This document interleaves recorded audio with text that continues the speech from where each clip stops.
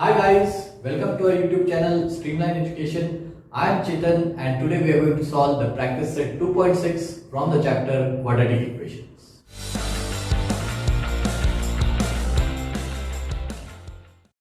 Before solving, let us revise some basics. Now, one thing you have to remember while solving the word problems is that the thing with which you are comparing should be taken as x. The thing with which you are comparing should be taken as x. For example, if I say Varun's age is 3 more than Raj. Varun's age is 3 more than Raj. So obviously we are comparing Varun's age with Raj. So the thing with which we are comparing should be taken as x. So how will we write? Let Raj's age be x, because the thing with which we are comparing is Raj. And therefore, what will be Arun's age?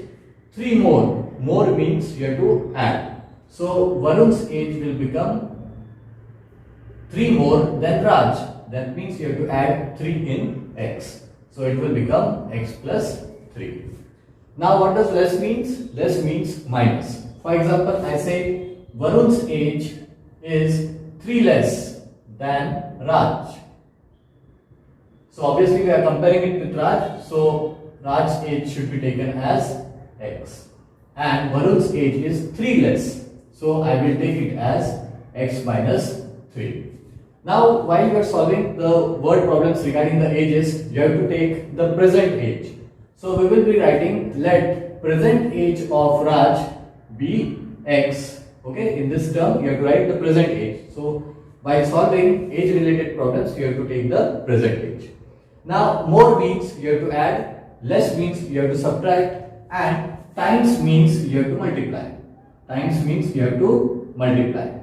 For example, if I say that Varun's age is 3 times Raj's age. Varun's age is 3 times Raj's age. यानी कि वरुण का जो as है वो 3 time राज के as है, यानी कि 3 into x. So these are the basics that you have to remember while solving the word problems. First important thing is that first, read the problem very carefully and form the equations in the correct way. Then only you will get the right solutions.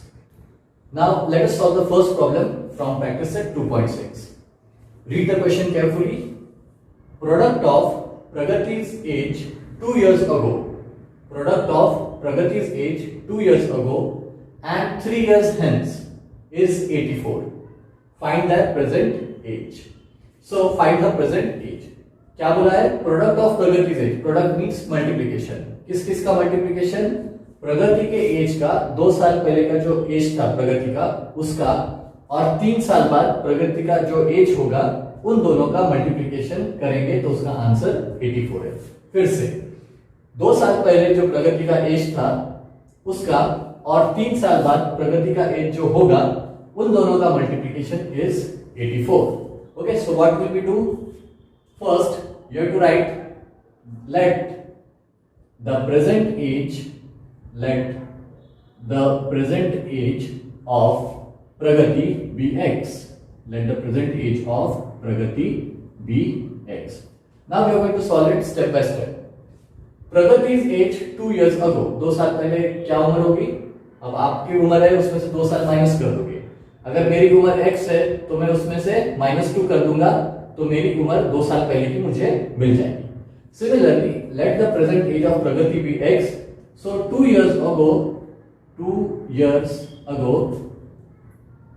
Pragati's age will be 2 साल उसमें से minus कर दो, present age में से 2 साल minus कर दो, तो you will get Pragati's age 2 years ago. That is x minus 2. चलो अभी क्या दिया है? 3 years hence. Hence का मतलब है 3 साल बाद. अब 3 साल बाद आपकी उम्र क्या होगी? जो प्रेजेंट उम्र है उसमें 3 इयर्स ऐड कर दोगे तो 3 साल बाद की आपकी उम्र आपको मिल जाएगी. सेम वे यहाँ पे भी वही करना है. 3 years hence यानी कि 3 साल बाद Pragati's age 3 years hence Pragati's age will be present age क्या है? x. 3 साल बाद यानी कि x plus 3. अब क्या बोला है कि the product of these two ages is 84. Okay, product of Pragati's age 2 years ago and 3 years hence is equal to 84.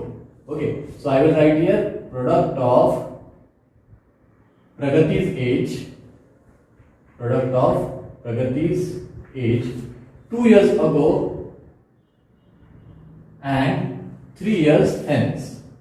2 years ago and 3 years hence is 84. यानी कि इन दोनों का जो मल्टीप्लिकेशन है दैट इज इक्वल टू 84, क्योंकि प्रगति का 2 साल पहले का एज था x-2 और 3 साल बाद का एज होगा x+3। इन दोनों का मल्टीप्लिकेशन जो है x-2 x+3 that is equal to 84। Now let us solve this. You know how to solve these two brackets. x से ये पूरा ब्रैकेट मल्टीप्लाई होगा और फिर -2 से ये पूरा ब्रैकेट मल्टीप्लाई होगा। तो यहां पे हम लिखेंगे x इंटू x से x+3, then -2 into x+3 is equal to 84। चलो x into x x² +3 into x +3x -2 into x -2x and -2 into 3 -6 and that is equal to 84। चलो अब इसको सॉल्व करेंगे। x² 3x - 2x यानी कि 1x, तो मैं इसको लिखूंगा सिर्फ x। अब ये -6 के साथ ले लेंगे हम 84 goes on the left hand side and it becomes -84 and and में रहेगा 0। Now the equation becomes x² + x 84 and 6 दोनों भी माइनस है तो एडिशन हो जाएगा, लेकिन साइन माइनस होगी। तो 84 + 6 is 90 and this is equal to 0. Chalo, now we got the quadratic equation. This is the quadratic equation and let us try to solve it by the factorization method. Factorization method में क्या करना पड़ता है, जो middle term है उसको दो हिस्सों में स्प्लिट करना पड़ता है। Okay, and then we find the factors. x के वैल्यूज हम निकालते हैं। तो अब इसको सॉल्व करना है तो we have to see the coefficient of the first term that is 1 and look at the last term that is 90। इन दोनों का प्रोडक्ट लेना पड़ता है। तो -90 इंटू 1 इज -90। ओके, पहले वाले का कोएफिशिएंट दैट इज 1 और लास्ट वाला जो है number that is -90। Okay, so 1 into -90 that is -90 और जो बीच वाला टर्म है उसका कोएफिशिएंट कुछ नहीं है यहाँ पे, यानी उसका टर्म होता है कोएफिशिएंट होता है 1। इसका मतलब कि दो नंबर्स को मल्टीप्लाई करने के बाद वी शुड गेट -90 और वही दो नंबर्स को ऐड करेंगे तो you should get the middle term that is 1। अब हमको ऐसे दो कॉम्बिनेशंस फाइंड आउट करने हैं। यही दो नंबर्स को मल्टीप्लाई करेंगे तो -90 आना चाहिए और वही दो नंबर्स यहां पे जो यूज किए उनको अगर हम ऐड करेंगे तो वी शुड गेट 1। अब इसको आसानी से अगर सॉल्व करना है तो 90 के फैक्टर्स पहले फाइंड आउट करें। चलो let us find the factors of 90। Factors find out करने के लिए keep on dividing with the smallest numbers. अब 90 can be divided by 2 is the smallest number with which we can divide it. So 2 4s are 8, 2 5s are 10। अभी 45 3 से divide हो सकता है, 3 1s are 3, 3 5s are 15, then 3 5s are 15 and 5 1s are 5। Okay, अब ये हमारे हो गए फैक्टर्स। अब इनका कॉम्बिनेशन ऐसे लो ताकि दो नंबर्स ऐसे लेने हमको ताकि उनका मल्टीप्लिकेशन -90 हो और वही दो नंबर्स को ऐड करे तो उनका एडिशन होना चाहिए 1। अब देखो इसमें जो मल्टीप्लिकेशन है उसमें जो आंसर आएगा उसमें -90 है, तो ऑब्वियसली एक नंबर इसमें से माइनस होने वाला है, तभी तो उसका रिजल्ट माइनस में आएगा। चलो क्या क्या कॉम्बिनेशन ले सकते हैं वो देखते हैं। अगर मैं इन दोनों को एक साथ लिया यानी 3 2s are 6 into 5 3s are 50, I will get 90। Okay, लेकिन कोई भी तरीके से 15 - 6 ले लो तो it is not going to be 1, so ये कॉम्बिनेशन नहीं चलेगा। ओके, और क्या कर सकते हैं देख लो। We will do 5 2s are 10, ये देखो इसको और इसको कंबाइन कर दिया तो ये हो गया 5 into 2 that is 10। Okay, and 3 into 3 is 9, again you get 90 और हमको मालूम है 10 में से 9 चला गया तो we are going to get 1। So obviously ये कॉम्बिनेशन चलने वाला है। कौन सा 3 3 और 3 को एक साथ ले लो और 5 और 2 को एक साथ ले लो, यानी 5 2s are 10 into 3 3s are 9, that you are going to get 90. Okay, अब मैं यहाँ पे 10 डाल देता हूँ और यहाँ पे मैं 9 डाल देता हूँ, तो 10 into 9 is plus 90. ओके, लेकिन हमको चाहिए minus 90, we want minus 90. Okay, और दोनों नंबर्स को ऐड करने के बाद we should get 1. ओके, यहाँ पे ऐड करने के बाद 1 आ रहा है, यानी कि अगर कोई प्लस और माइनस वाली साइन में आने वाले यहाँ पे नंबर्स, इसका मतलब बड़ा नंबर जो आएगा उसका साइन पॉजिटिव है, क्योंकि आंसर में पॉजिटिव साइन है. चलो, यहाँ पे मैं लिखता हूँ 10 और यहाँ पे लिखता हूँ 9. अब साइंस चेंज करना है, ऑब्वियसली छोटे नंबर का साइन मैं कर दूंगा माइनस, तो 10 माइनस 9 हो जाएगा 1, और ऊपर भी मैं 9 को माइनस कर दूंगा, तो 10 into minus 9 will be minus 90. तो हमको जो कंडीशन चाहिए थी वो मिल गई, दैट इज दो नंबर का मल्टीप्लिकेशन करने के बाद आई शुड गेट माइनस 90. वही दो नंबर को ऐड करेंगे यानी 10 प्लस माइनस 9. ये क्या है? 10 प्लस माइनस 9 यानी कि 10 minus 9. Okay, so you get 1. तो ये कंडीशन सेटिस्फाई होगी. अब मिडिल टर्म को हम स्प्लिट अप कर देंगे.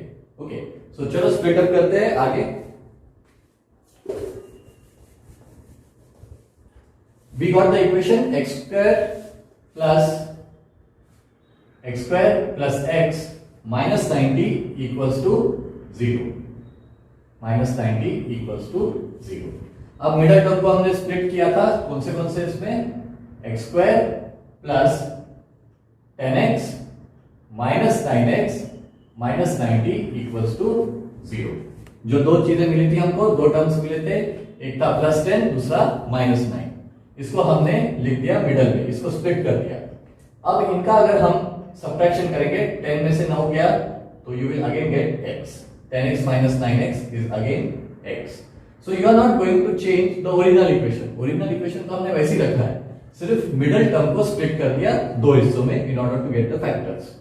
चलो, अभी इसके दो हिस्से कर दो और इनमें से कॉमन चीजें निकालो. अभी देखो x square and 10x, इसमें से x इधर है, यहां से एक x हम ले सकते हैं, तो x को ले लो कॉमन. अब x को किससे मल्टीप्लाई करोगे तो x स्क्वायर आएगा, x इंटू एक्स स्क्वायर. बीच में जो साइन है वो वैसे ही रख दो. अब x को किससे मल्टीप्लाई करोगे तो 10x आएगा, obviously it will be 10. Check कर लो, x into x square and x into 10x, तो ये बराबर हो गया. ओके, और अभी मैं यहां पे देख सकता हूं कि 9 कैन डिवाइड 90, तो I can take 9 common. Can I take x common? No, I can not take x common from this term, क्योंकि इसके पास x है लेकिन इसके पास x नहीं है, तो x कॉमन नहीं आएगा. अभी मैं लिखूंगा माइनस 9 कॉमन लिया है along with the sign. Okay, तो अब माइनस 9 को किससे मल्टीप्लाई करूंगा तो माइनस 9x आएगा, ऑब्वियसली x से मल्टीप्लाई करूंगा. Minus 9 into x is minus 9x. Okay, अब देखो यहाँ पे 90 है, तो माइनस 9 को किससे मल्टीप्लाई करूंगा तो I will get 90, obviously it will be 10. अब प्लस आएगा कि माइनस? ऑब्वियसली यहाँ पे प्लस आएगा. क्यों? क्योंकि plus into minus will be minus. अगर मैं यहाँ माइनस ले लेता हूं तो माइनस इंटू माइनस प्लस हो जाएगा और वो गलत हो जाएगा. तो ऊपर की जो साइन है वही आनी चाहिए इसको सॉल्व करने के बाद. So minus 9 into plus 10 will be minus 90 and this is equal to 0. One more thing you have to remember कि ये दोनों ब्रैकेट्स की वैल्यू सेम आनी चाहिए. ओके, सो यहाँ पे बन जाएगा x plus 10 and x minus 9 equals to 0. So either this is 0 और this is 0. Therefore x plus 10 equals to 0 or x minus 9 equals to 0. 10 will go on the right hand side, therefore x will become minus 10, or x will become minus 9 goes to the right hand side, it becomes 9. But we know that the age cannot be negative. उम्र कभी minus में नहीं हो सकती. Okay, so we can write as age is not negative, as age is not negative, we discard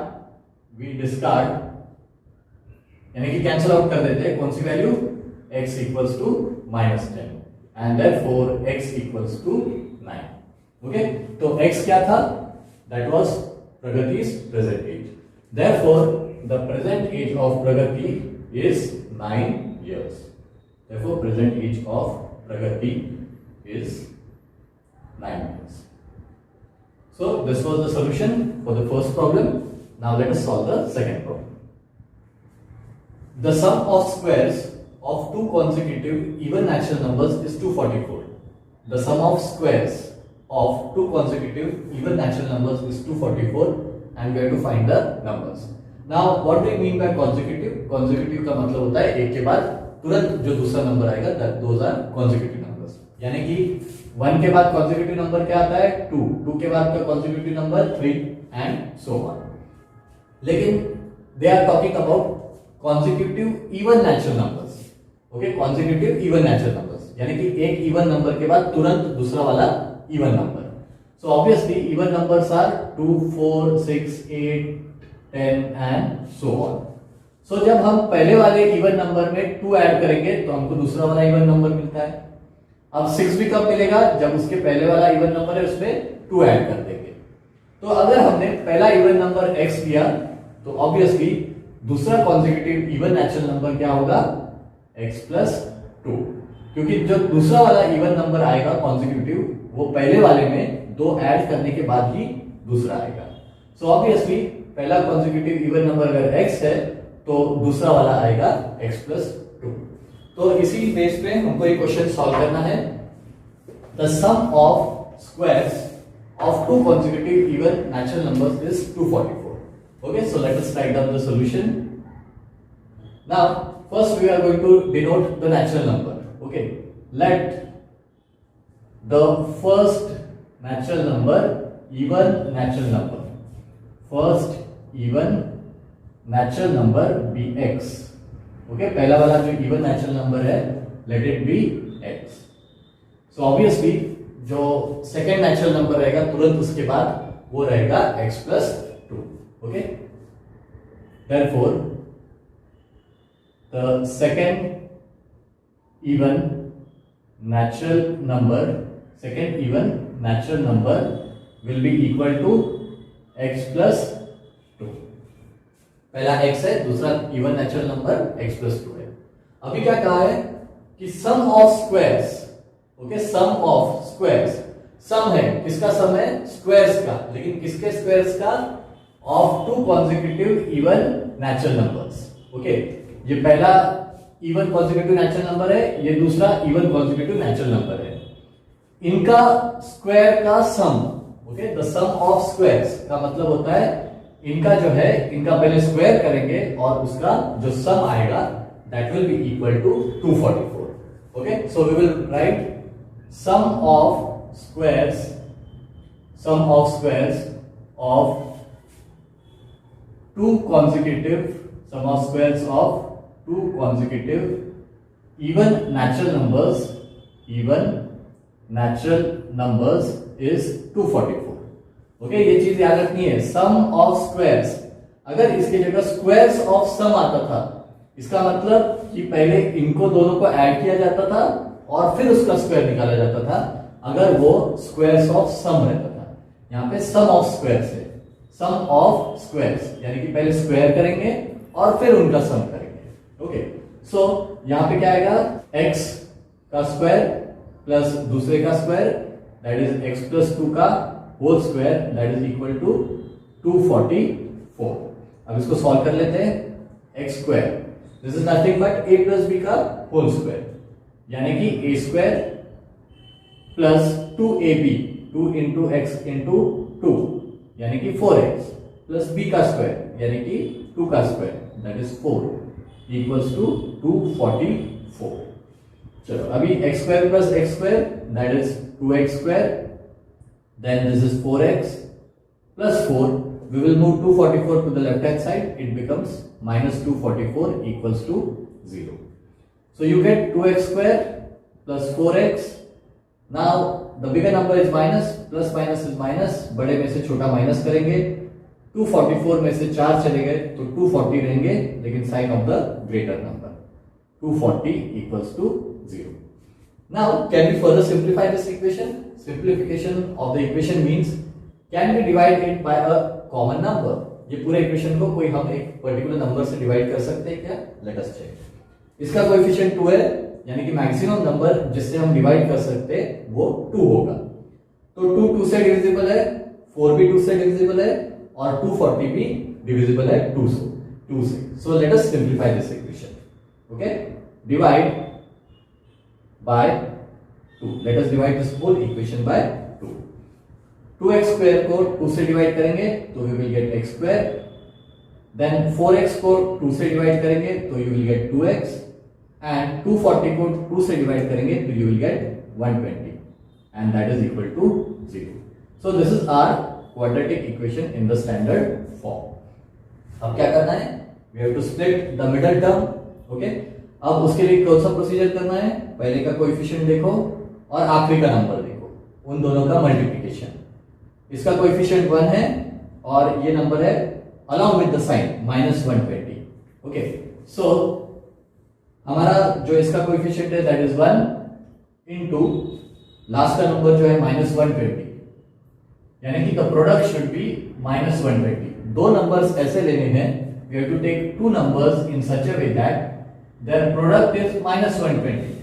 We have to take two numbers in such a way that their product is -120, and when we add the same two numbers, यही दो number को यहाँ रख के अगर add किया जाए तो we should get the middle term, and middle term is 2. Okay, and the middle term is 2. So इसके अगर सॉल्व करना है तो you can find out the factors of 120, that makes the solving process easy. चलो 120 के factors find out करते हैं। For finding the factors, just go on dividing it by the least numbers, smallest number से। तो 120 को पहले 2 से divide करेंगे, 2 60 is 120, then 230 is 60, then 215 is 30, then 3 5 is 15, and 5 1 is 5. So we get these many factors। लेकिन combination ऐसा होना चाहिए कि मल्टीप्लाई करने के बाद -120 और वही दो नंबर्स को ऐड करेंगे तो यू शुड गेट 2। ऑब्वियसली उसमें का एक नंबर माइनस होने वाला है क्योंकि प्रोडक्ट यानी कि मल्टीप्लाई करने के बाद आंसर माइनस में आ रहा है। यहाँ पे प्लस आ रहा है, इसका मतलब आंसर अगर प्लस आ रहा है इसका मतलब कि बड़े नंबर की साइन प्लस होनी चाहिए और छोटे नंबर की साइन माइनस होनी चाहिए। चलो कॉम्बिनेशन ट्राई करते हैं।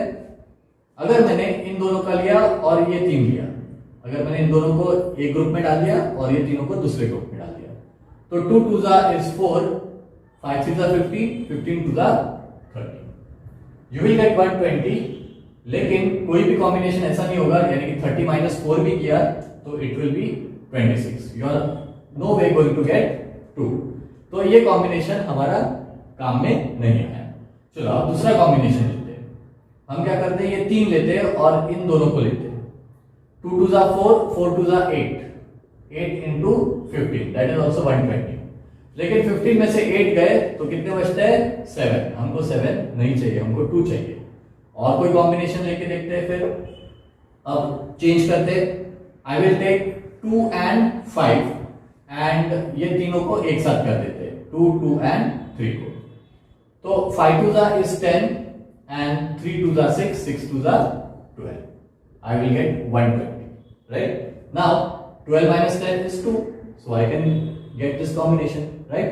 So 12 into 10 is 120, but we want -120, यानी कि दोनों में से एक नंबर का साइन माइनस होना चाहिए। तो किसको माइनस देंगे हम यहां से ढूंढ के निकाल सकते हैं। कैसे? अब वही दो नंबर को ऐड करेंगे तो हमको पॉजिटिव साइन वाला आंसर आने वाला है। इसका मतलब बड़े नंबर का साइन पॉजिटिव होना चाहिए। इन दोनों में बड़ा नंबर क्या है? 12, तो ऑब्वियसली इसका साइन पॉजिटिव और इसका साइन नेगेटिव। तो यहां पे करेंगे 12, दिस इज -10, तो plus into minus is minus, 12 minus 10 is 2। So we got the two options, that is 12 and 10। तो इसको स्प्लिट कर देंगे अब हम, it will become x square plus एक है 12x, दूसरा है -10x minus 120 equals to 0। Okay, so यहाँ पे दो दो के हिस्से कर देना है फिर से और उनमें से कॉमन वैल्यूज निकालने हैं। ओके, सो यहाँ पे x कॉमन आ जाएगा तो x into x will be x square plus x into 12 will be 12x. ये चेक कर लेना, x into x x square, x into 12 12x. अब माइनस के साइन साथ कॉमन लेना. अब 120 can divide 10, so I can take 10 common. तो 10 को ले लिया कॉमन, x नहीं ले सकते क्योंकि x इसके पास नहीं है.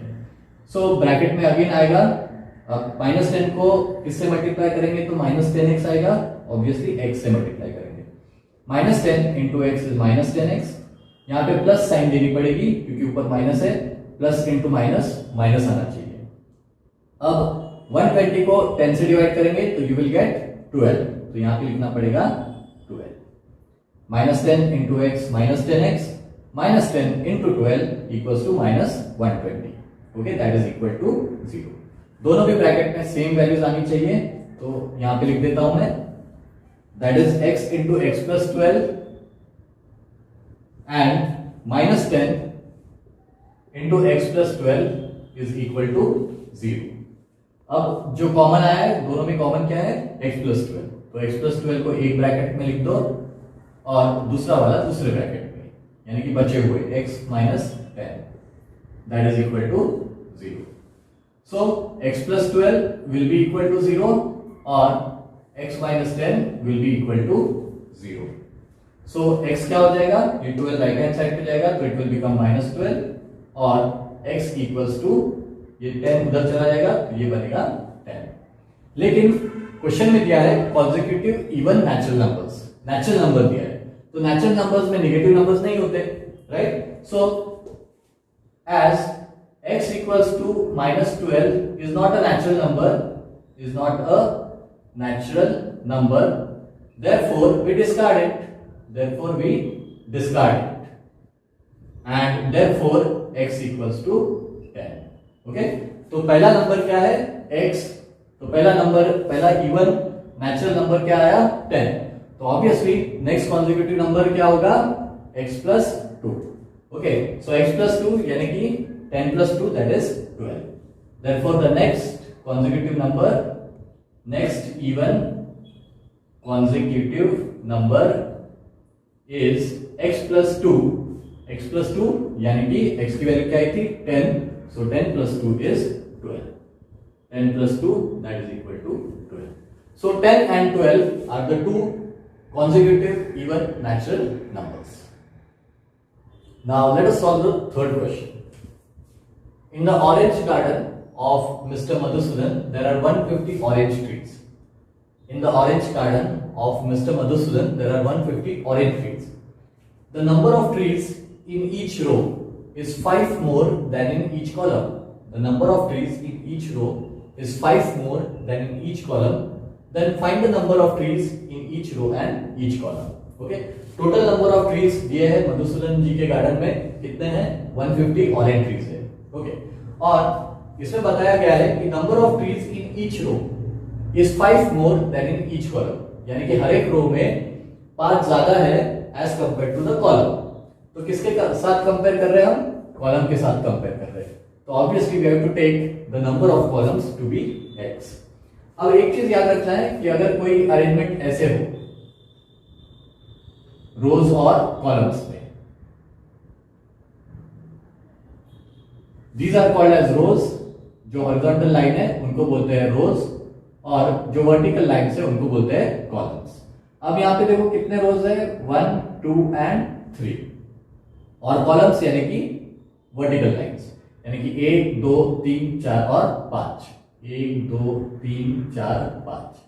अगर मैं आपसे पूछता हूं कि मैंने कितने डॉट्स उतारे हैं या कितने सर्कल्स उतारे इसमें, तो आप कैसे करोगे, क्या आप एक एक गिनते बैठे हुए 1 2 3 4 5 6 7 ऐसे करने की जरूरत है, नहीं.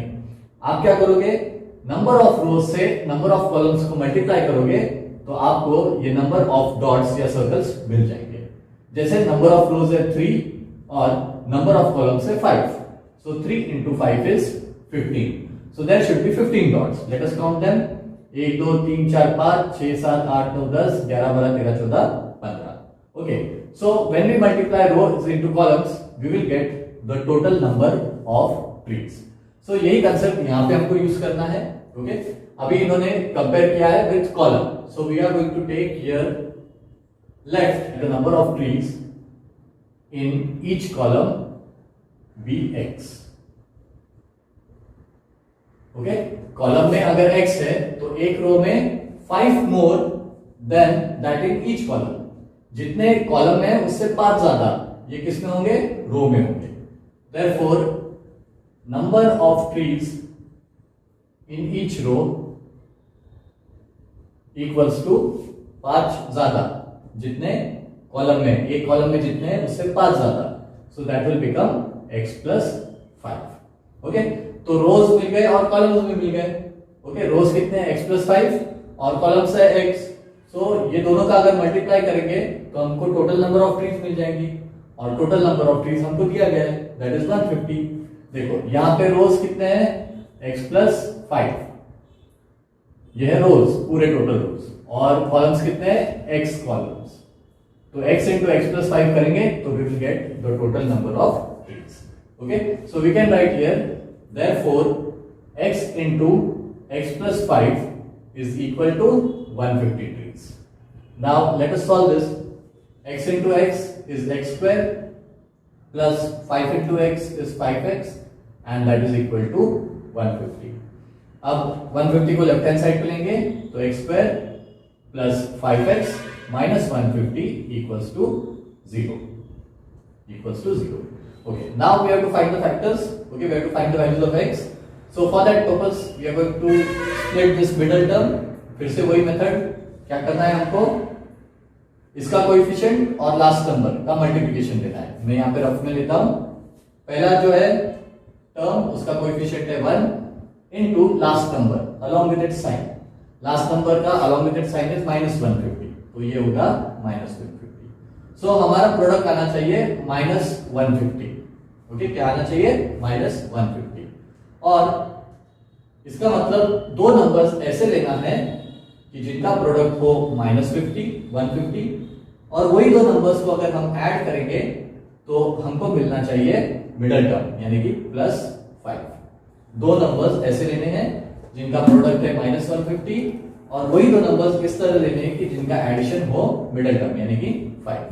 अब ये तो सॉल्व करने की जरूरत ही नहीं है, क्योंकि यानी सॉल्व करने की, यानी कि इसमें कॉम्बिनेशन क्या आएगा तुरंत पता चल जाता है.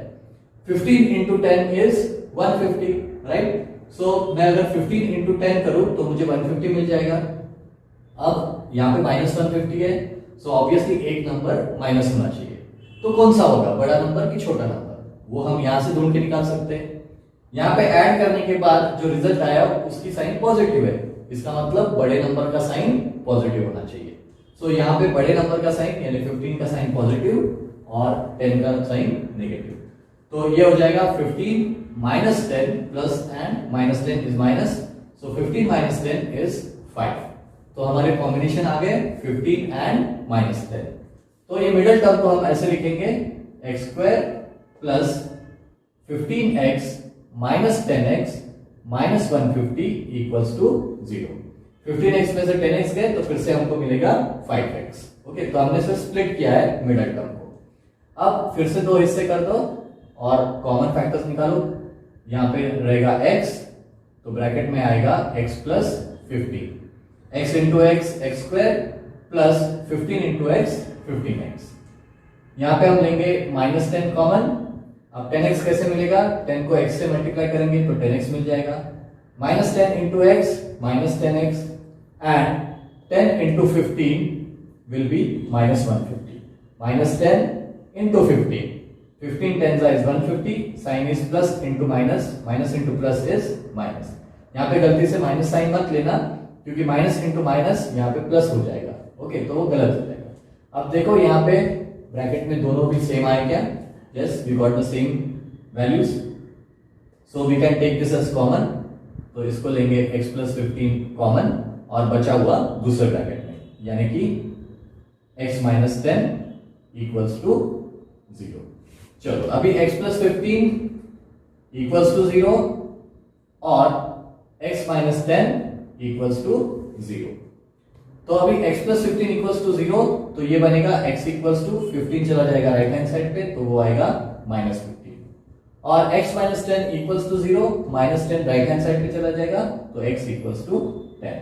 Okay, but the number of trees cannot be negative, right?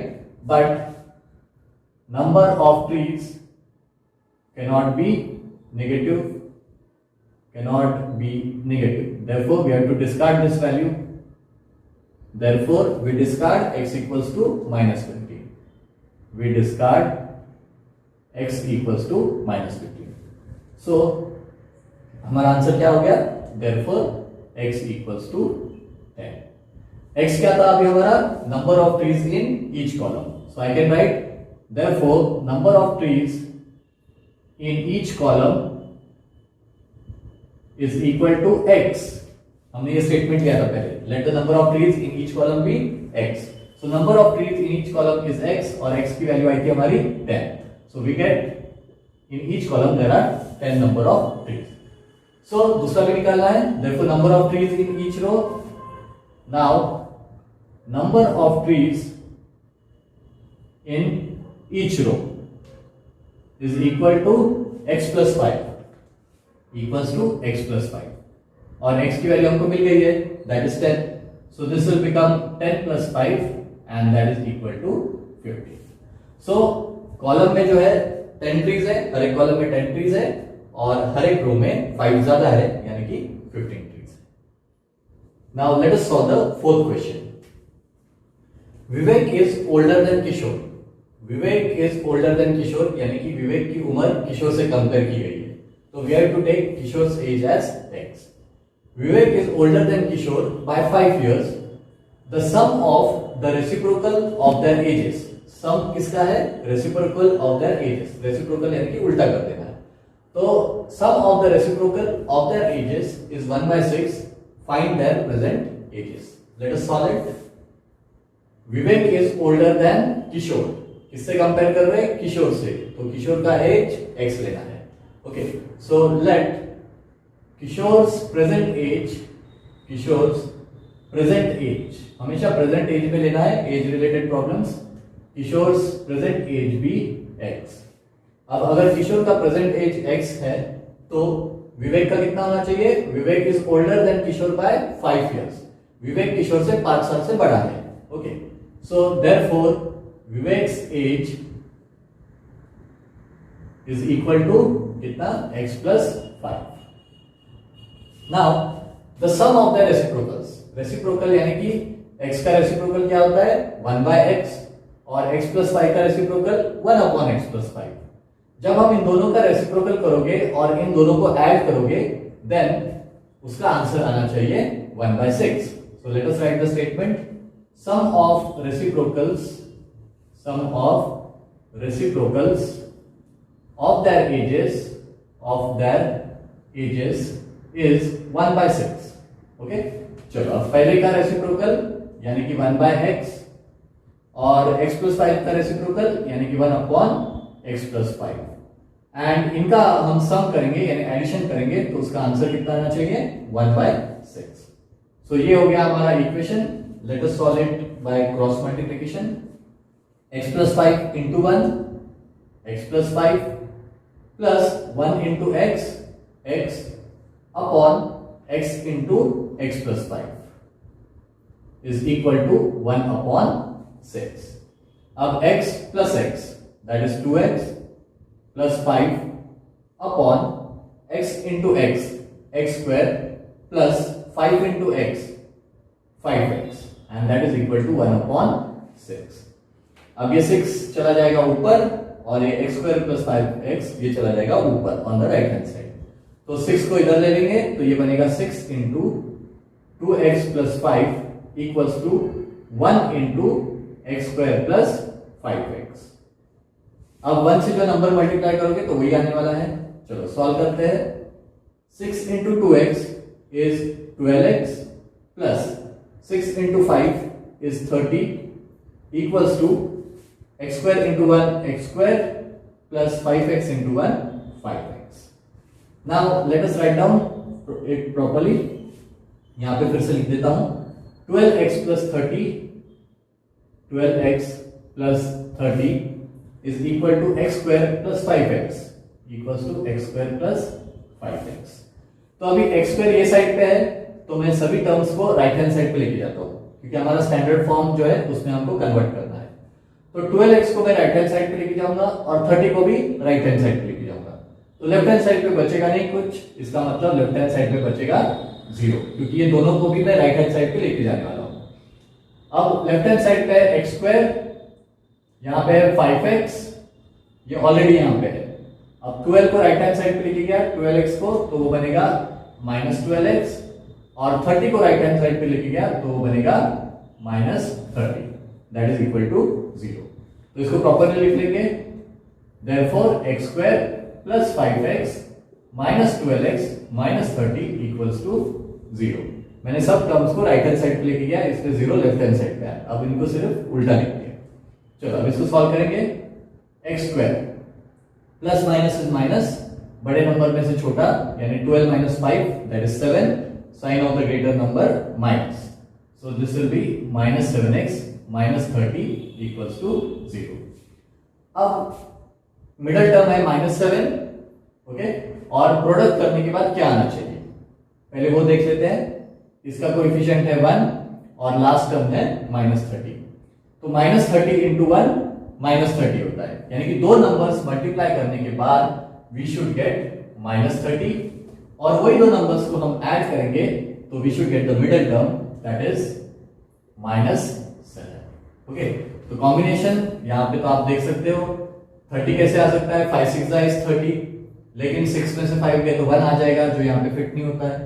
Second combination ले लो, 10 3 इज 30, ये बैठ जाएगा क्योंकि 10 में से 3 गए तो 7 आता है। ओके, सो यहाँ पे लिखूंगा 10 इंटू 3 30, लेकिन आंसर माइनस भी चाहिए, तो ऑब्वियसली इनमें से एक नंबर माइनस होगा। तो वो निकालने के लिए नीचे वाला देख लो, नीचे वाले नंबर की साइन -7 है, इसका मतलब जो दो नंबर ऐड किए गए उनमें के बड़ा नंबर जो है उसकी साइन माइनस है, तो यहाँ पे बड़े नंबर का साइन कर दो माइनस। अब देखो -10 plus 3, -10 plus 3 is nothing but -7, तो हमारा कॉम्बिनेशन हमको मिल गया। तो मिडिल टर्म को हम ये दो हिस्सों में लिखेंगे अभी। x स्क्वायर -7x की जगह एक नंबर मिला -10x, दूसरा नंबर मिला +3x, and then -30 equals to 0।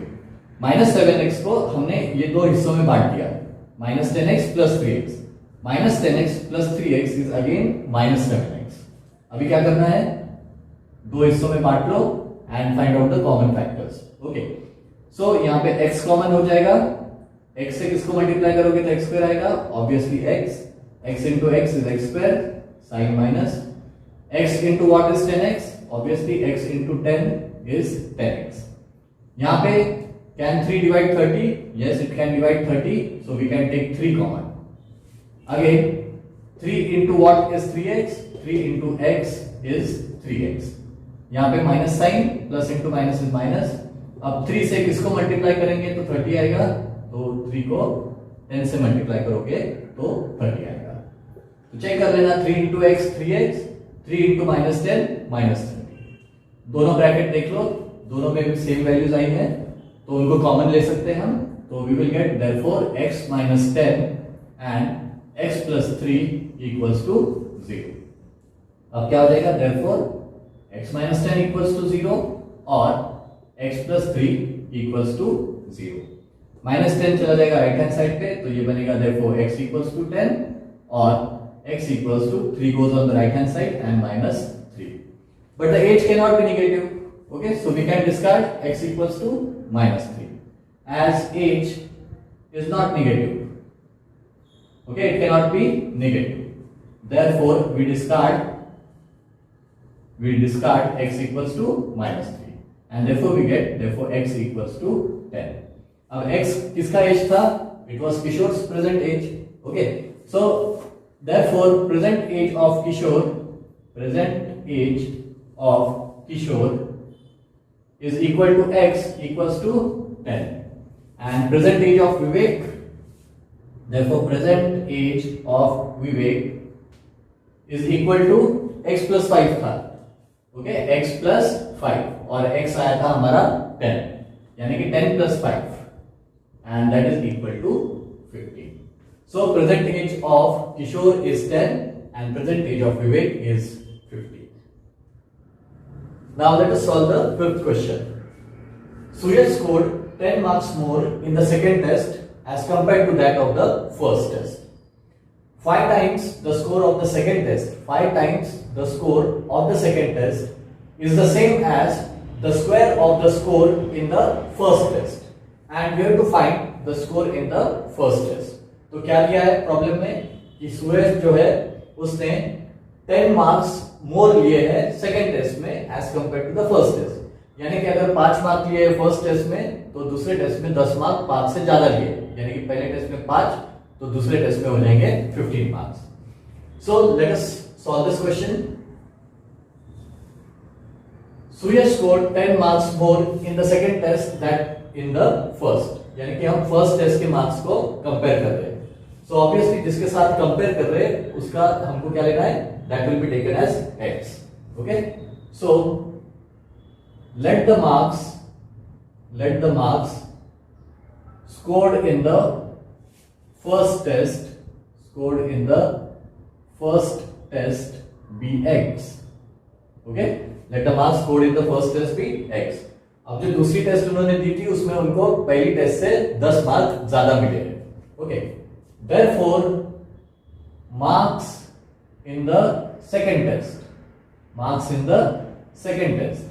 Second test में 10 मार्क ज्यादा है पहले से, तो obviously it will be equal to x plus 10. अब क्या दिया है ध्यान से देखना. 5 times the score of the second test, यहां पे लिख लेता हूं sentence. 5 times the score of second test, 5 times the score of second test is equal to square of the score is equal to square of score in the first test. Square of score in the first test. चलो 5 times the score of second test, यानी कि 5 times यानी कि multiplication. Score of second test में कितना score था x plus 10 is equal to square of the score in first test में जितना आया था उसका square. So that will be equal to x का स्क्वायर, क्योंकि पहले टेस्ट में कितने मार्क्स मिले थे, x मार्क्स मिले थे.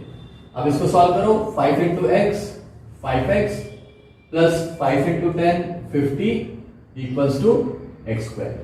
अब मैं दोनों टर्म्स को राइट हैंड साइड पे लेके जाऊंगा तो it will become x square. ये 5x उधर चला गया तो minus 5x and this 50 also goes to the right hand side and it will become minus 50. तो लेफ्ट पे कुछ बचेगा नहीं तो इट विल बी 0. नाउ इसको प्रॉपर्ली लिख लेते हैं. Therefore x square minus 5x minus 50 equals to 0.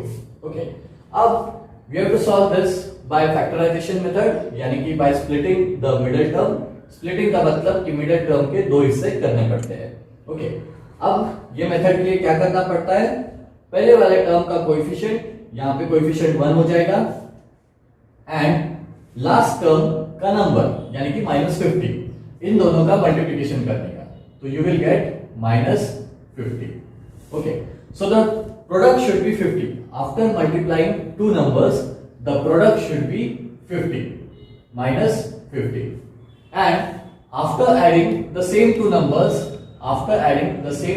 that we have taken here, the addition should be equal to the middle term, that is minus 5. Okay, सो ये बहुत ही simple सा है. इसको split करना, जैसे कि 10 5 is 50. Okay, so if I take 10 into 5 it will be 50, but we want minus 50. और नीचे देखो ऐड करने के बाद जो रिजल्ट आया है वो माइनस में आया है. इसका मतलब कि बड़े नंबर का साइन क्या होना चाहिए, माइनस में होना चाहिए. तो ऊपर बड़ा नंबर कौन सा है 10, so I will obviously take it as minus. Because minus 10 into 5 will be minus 50 and minus 10 plus 5 will be equal to minus 5, क्योंकि बड़े साइन का नंबर माइनस है. तो इससे हमको ऑप्शन मिल गया, हम मिडिल टर्म को किस में स्प्लिट कर सकते हैं, माइनस 10 और 5 में. तो इसको लिख लेंगे. देयरफॉर x स्क्वायर माइनस एक है 10x और दूसरा है plus 5x and minus 50 equals to 0. अब इन दोनों को ऐड करेंगे तो you will again get the middle term. तो ओरिजिनल इक्वेशन में कोई चेंज नहीं किया है। अब क्या करना है, दो दो के हिस्से करना है, okay, and you have to find the common things out. अब दोनों में x कॉमन है तो let us take x common. तो ब्रैकेट में क्या आएगा, अब देखो x से क्या मल्टीप्लाई करोगे तो x स्क्वायर आएगा, x into x that is x square, then minus 10x आना चाहिए। तो x से किसको मल्टीप्लाई करोगे तो 10x आएगा, ऑब्वियसली 10 से मल्टीप्लाई करोगे, okay, x into x x square minus 10 into x 10x। जो हमने निकाला है यहाँ पे उसका मल्टीप्लिकेशन करने के बाद सेम ऊपर का आंसर आना चाहिए।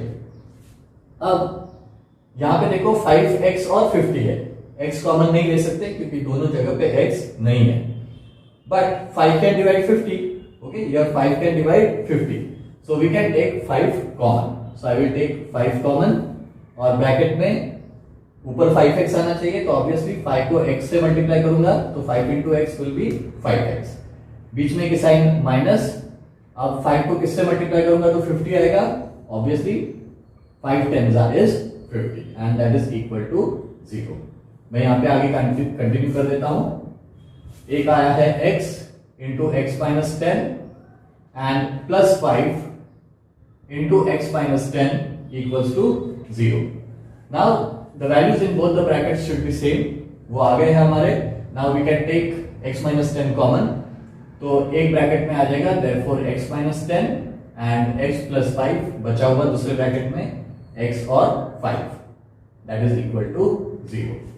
now we know that therefore x minus 10 equals to 0 or x plus 5 equals to 0। minus 10 will go on the right hand side, so x will become plus 10 और यहां पे 5 राइट हैंड साइड पे चले जाएगा तो x will become minus 5, okay. अब इस exam में कोई नेगेटिव मार्किंग की बात नहीं की है तो obviously the marks will not be negative, okay. So as marks are not negative, as marks are not negative, we discard x equals to minus 5, okay. इसको कैंसिल आउट कर देंगे ये वाली वैल्यू को, तो हमारी वैल्यू क्या आ जाएगी, therefore x equals to 10, okay. लेकिन x क्या था, x marks scored in the first test, so obviously therefore marks scored in first test equals to x and that is equal to कितना आया था x 10, so that is equal to 10। सो उसी प्रकार marks in the second test that is equal to x plus 10. So I can also write here marks in the second test. Marks in second test equals to x कितना था x plus 10. So this will be 10 plus 10 that is 20. So first test के marks है 10 और second test के marks है कितना x plus 10 यानी कि 10 plus 10 that is 20. Now let us solve the sixth question. Mr. Kasam runs a small business of making earthen pots. Okay, कौन सा business है? earthen pots बनाने का. He makes certain number of pots on daily basis. Okay, he makes certain number of pots on daily basis. Production cost of each pot is rupees 40 more. Production cost of each pot is rupees 40 more than 10 times the total number of pots he makes in one day. Okay. तो यहाँ पे एक दिन में कितने pots बनाता है वो नहीं कहा गया है, तो हम यहाँ पे अज्यूम करेंगे कि he makes x number of pots in one day and the cost of each pot, अभी एक पॉट की कीमत निकालनी है तो कीमत निकालने के लिए कंडीशन दी है कि the cost of each pot is rupees 40 more, 40 ज्यादा, यानी कि ऐड करना है 40, ओके। किसमें ऐड करना है, 10 times the total number of pots which he makes per day, okay, 10 times the total number of pots he makes per day। तो per day वो बनाता है x क्योंकि हमने x लिया है, per day जो बनाता है, और 10 times यानी कि 10 times x, और उसमें क्या ऐड करना है 40, तो this will B 10x plus 40। चलो स्टेप बाय स्टेप सॉल्व करते हैं इसको। Mr. Kasam runs a small business of making earthen pots. He makes certain number of pots on daily basis. So कितने बनाते हैं रोज वो पता नहीं है, so we will assume that value to be x. Okay, so let the number of pots made per day be x, यानी रोज कितने बनाते हैं pots, x number of pots बनाते हैं। अब सेकेंड लाइन में दिया है production cost of each pot, production cost of each pot, एक पॉट बनाने के लिए कितना खर्चा आता है।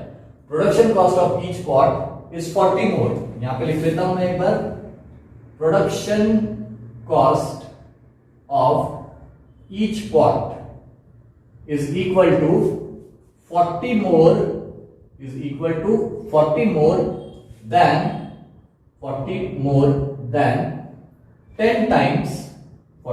than 10 times total number of pots made per day, total number of pots made per day. Okay, so production cost of each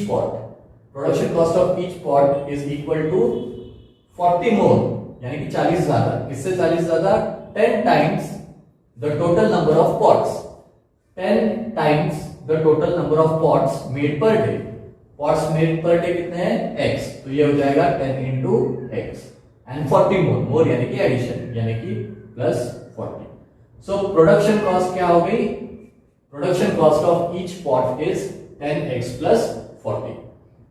Now अभी और एक दिया है कि if production cost of all pots per day is rupees 600, ठीक है, क्या दिया है, production cost of all pots per day, ये कीमत है एक की। Okay, this is the production cost of each pot, this is production cost of each, यानी कि वन पॉट का प्रोडक्शन कॉस्ट है। ओके, एक का है 10x plus 40 और दिन में कितने बनाते हैं, x बनाते हैं, तो x पॉट्स का कितना होगा, तो ऑब्वियसली ये रेट है और ये नंबर ऑफ पॉट्स है, तो टोटल जो कॉस्ट आएगी वो कैसे आएगी, rate multiplied by the number of pot made per day, यानी कि समझो वन पॉट की कीमत है ₹6, ओके, वन पॉट की कीमत है ₹6 और दिन में समझो 50 पॉट्स बनते हैं। ओके, एक दिन में कितने पॉट्स बनते हैं, 50, और एक पॉट की कीमत कितनी है, 6, तो टोटल कॉस्ट कितनी हो जाएगी, obviously number of pots multiplied by the rate of each pot, यानी कि 50 into 6, यानी कि टोटल कॉस्ट हो जाएगी ₹300। सेम फंडा यहां पे लगाना है। ओके, हमारे पास दिन में कितने पॉट्स बनते हैं, x है, और एक पॉट की कीमत कितनी है, 10x plus 40, तो टोटल कॉस्ट कितनी आएगी, total cost of all pots, okay, total cost of all pots per day, एक दिन में कितने पॉट्स बनाते हैं उनकी कीमत क्या होगी, तो number of pots made per day यानी कि x multiplied by rate of one pot, एक पॉट की कीमत कितनी है, 10x plus 40, तो ये हो जाएगा total cost of all pots. लेकिन production cost of all pots per day दिया हुआ है, दैट इज ₹600, तो टोटल कॉस्ट ऑलरेडी दिया है 600, तो मैं टोटल कॉस्ट के लिए की जगह रख दूंगा 600 and this will B x into 10x plus 40। Okay, अब मैं इसको यहां पे लिख देता हूं, कंटिन्यू करता हूं। अभी हमारा इक्वेशन बना है 600 equals to x and into bracket 10x plus 40। चलो अभी इसको सॉल्व कर लेते हैं। 600 equals to x into 10x, 10x square plus 40 into x, 40x। Okay, अब 600 को राइट हैंड साइड पे लेके जाएंगे तो लेफ्ट हैंड साइड पे कुछ नहीं बचेगा, there will be 0 here, so this will become 10x square plus 40x, 600 को राइट हैंड साइड पे माइनस 600। अब इसको प्रॉपर्ली लिख देंगे, 0 को राइट हैंड साइड पे लिख देंगे, therefore 10x square plus 40x minus 600 equals to 0। Okay, अब यहां पे देखो फर्स्ट टर्म में कोएफिशिएंट 10 है और लास्ट का नंबर 600 है, माइनस 600 है, तो 600 माइनस 600 इंटू 10 6000 हो जाएगा, जो कि थोड़ा सा बड़ा नंबर है और उसके फैक्टर्स आसानी से एक आने बाद नहीं मिलेंगे। तो क्या हम इस इक्वेशन को और सिंप्लीफाई कर सकते हैं? सिंप्लीफाई करना यानी कि सी whether the whole equation can be divided by some number. Okay, अब देखो यहाँ पे टर्म है, it is divisible by 10. So what will we do? We will divide the whole equation by 10 in order to make it more simple. Okay, divide whole equation by 10. So इससे क्या हो जाएगा, equation और simple हो जाएगा. 10x square को 10 से divide करेंगे तो 10 10 कैंसिल हो जाएगा और बचेगा x स्क्वायर. 40x को 10 से डिवाइड करोगे तो बचेगा 4x और 600 को 10 से डिवाइड करोगे तो बचेगा 60 इक्वल्स टू 0. देखो अभी और सिंपल हो गया ये इक्वेशन. अब देखो इसको सॉल्व करना है बाय स्प्लिटिंग मेथड यानी कि बाय फैक्टराइजेशन मेथड. फैक्टर्स निकालने हैं तो we have to split the middle term. उसके लिए क्या करना पड़ता, फर्स्ट टर्म का कोएफिशिएंट दैट इज 1 और लास्ट टर्म का नंबर दैट इज -60. इन दोनों का प्रोडक्ट आना चाहिए. प्रोडक्ट कब आना चाहिए, जब दो नंबर ऐसे लेंगे जिनका प्रोडक्ट -60 होना चाहिए और वही दो नंबर्स को जब हम ऐड करेंगे तो उनका एडिशन मिडिल टर्म के बराबर होना चाहिए यानी कि 4. मिडिल टर्म में है 4 और वही दो नंबर्स को मल्टीप्लाई करेंगे तो वी शुड गेट 60. चलो ऑप्शन देखो, बहुत ही सिंपल से ऑप्शन है. हमको मालूम है कि 10 6 is 60 और 10 में से 6 गए तो 4 बचते हैं. तो ऑब्वियसली हम यहाँ पे लिखेंगे 10 into 6 फिर से. लेकिन क्या चाहिए हमको, -60 चाहिए. तो ऑब्वियसली इन दोनों नंबर्स में से एक का साइन माइनस होगा. लेकिन किसका होगा, 10 का होगा कि 6 का होगा, वो चेक करने के लिए नीचे देखो. नीचे दो नंबर ऐड करने के बाद हमको 4 मिल रहा है, +4. इसका मतलब बड़े नंबर का साइन 4 पॉजिटिव होना चाहिए. तो ऑब्वियसली यहाँ पे बड़े नंबर का साइन पॉजिटिव रहेगा और छोटे नंबर का साइन नेगेटिव रहेगा. ओके, सो यहाँ पे 10 प्लस -6 यानी कि 10 - 6 दैट इज इक्वल टू 4. तो दो चीजें मिल गई हमको. 4x को स्प्लिट कर सकते हैं 10x एंड -6x पे. तो यहाँ पे लिख देंगे x square plus 10x -6x -60 equals to 0. Again दो हिस्से करना है. ओके, सो यहाँ पे देखो x कॉमन ले सकते हैं तो I will take x common. x square कैसे आएगा, x into x x square plus 10 into x 10x. ये मल्टीप्लीकेशन यहाँ पे चेक कर लेना. x into x x square plus x into 10 10x. Now यहाँ पे देखो 6 कॉमन ले सकते हैं क्योंकि 6 60 को डिवाइड करता है. ओके, और मैं माइनस के साइन साथ कॉमन लेने वाला हूं यानी कि -6. तो अब मुझे -6x चाहिए तो ऑब्वियसली -6 को मैं किससे मल्टीप्लाई करूंगा, x से. सो -6 इंटू x -6x. अब गलती से यहाँ पे माइनस साइन मत लिख देना, यहाँ पे आएगी प्लस साइन. क्यों, क्योंकि plus into minus is minus. हमको यहाँ पे माइनस साइन है तो यहाँ पे भी माइनस ही आना चाहिए when you solve it. So plus into minus minus. अब 6 को किससे मल्टीप्लाई करोगे तो 60 आएगा. It will be 10 and equals to 0. अब दोनों ब्रैकेट के वैल्यू सेम आ गए तो we can take it as common. तो ये बनेगा देयरफॉर x प्लस 10 और बचा हुआ x minus 6 in another bracket and that is equal to 0. Okay, so therefore x plus 10 equals to 0 or x minus 6 equals to 0. 10 will go on the right hand side, therefore x will become -10 or x equals to -6 goes on the right hand side and it becomes +6. Okay, so x क्या था, number of pots made per day, but number of pots made per day cannot be negative. Okay, number of pots made per day cannot be negative. Okay, so we discard. Therefore we discard x equals to -10. तो हमारी value क्या हो जाएगी, फिर यहां पे आगे का सॉल्व करता हूं. अभी हमारी value x equals to -10 discard हो गई है तो वैल्यू क्या आएगी, therefore x equals to कितना आया, x equals to 6. so x क्या था, number of pots made per day. तो यहां पे लिख दो therefore number of pots made per day equals to 6. Okay, और दूसरा क्या निकालना था हमको, find the production cost of one pot and the number of pots he makes every day. तो नंबर ऑफ पॉट्स ही मेक्स एवरी डे, इसका answer हमको मिल गया. अभी हमको निकालना है find the production cost of one pot. तो production cost of one pot, यहां पे इक्वेशन है हमारे पास. Production cost of one pot is equal to 10x plus 40. Okay, therefore now production cost of one pot equals to, equation क्या मिला था हमको production cost of one pot के लिए, 10x plus 40. तो यहां पे लिख दो इक्वल्स टू 10x plus 40. अब x की वैल्यू हमको मिल गई है, दैट इज 6. वो सब्स्टिट्यूट कर दो. 10 into 6 plus 40. तो 10 6 is 60 and plus 40, that is 100. Okay, so the production cost of each pot is rupees 100. And में स्टेटमेंट लिख देना. Therefore, the production cost of each pot is rupees 100.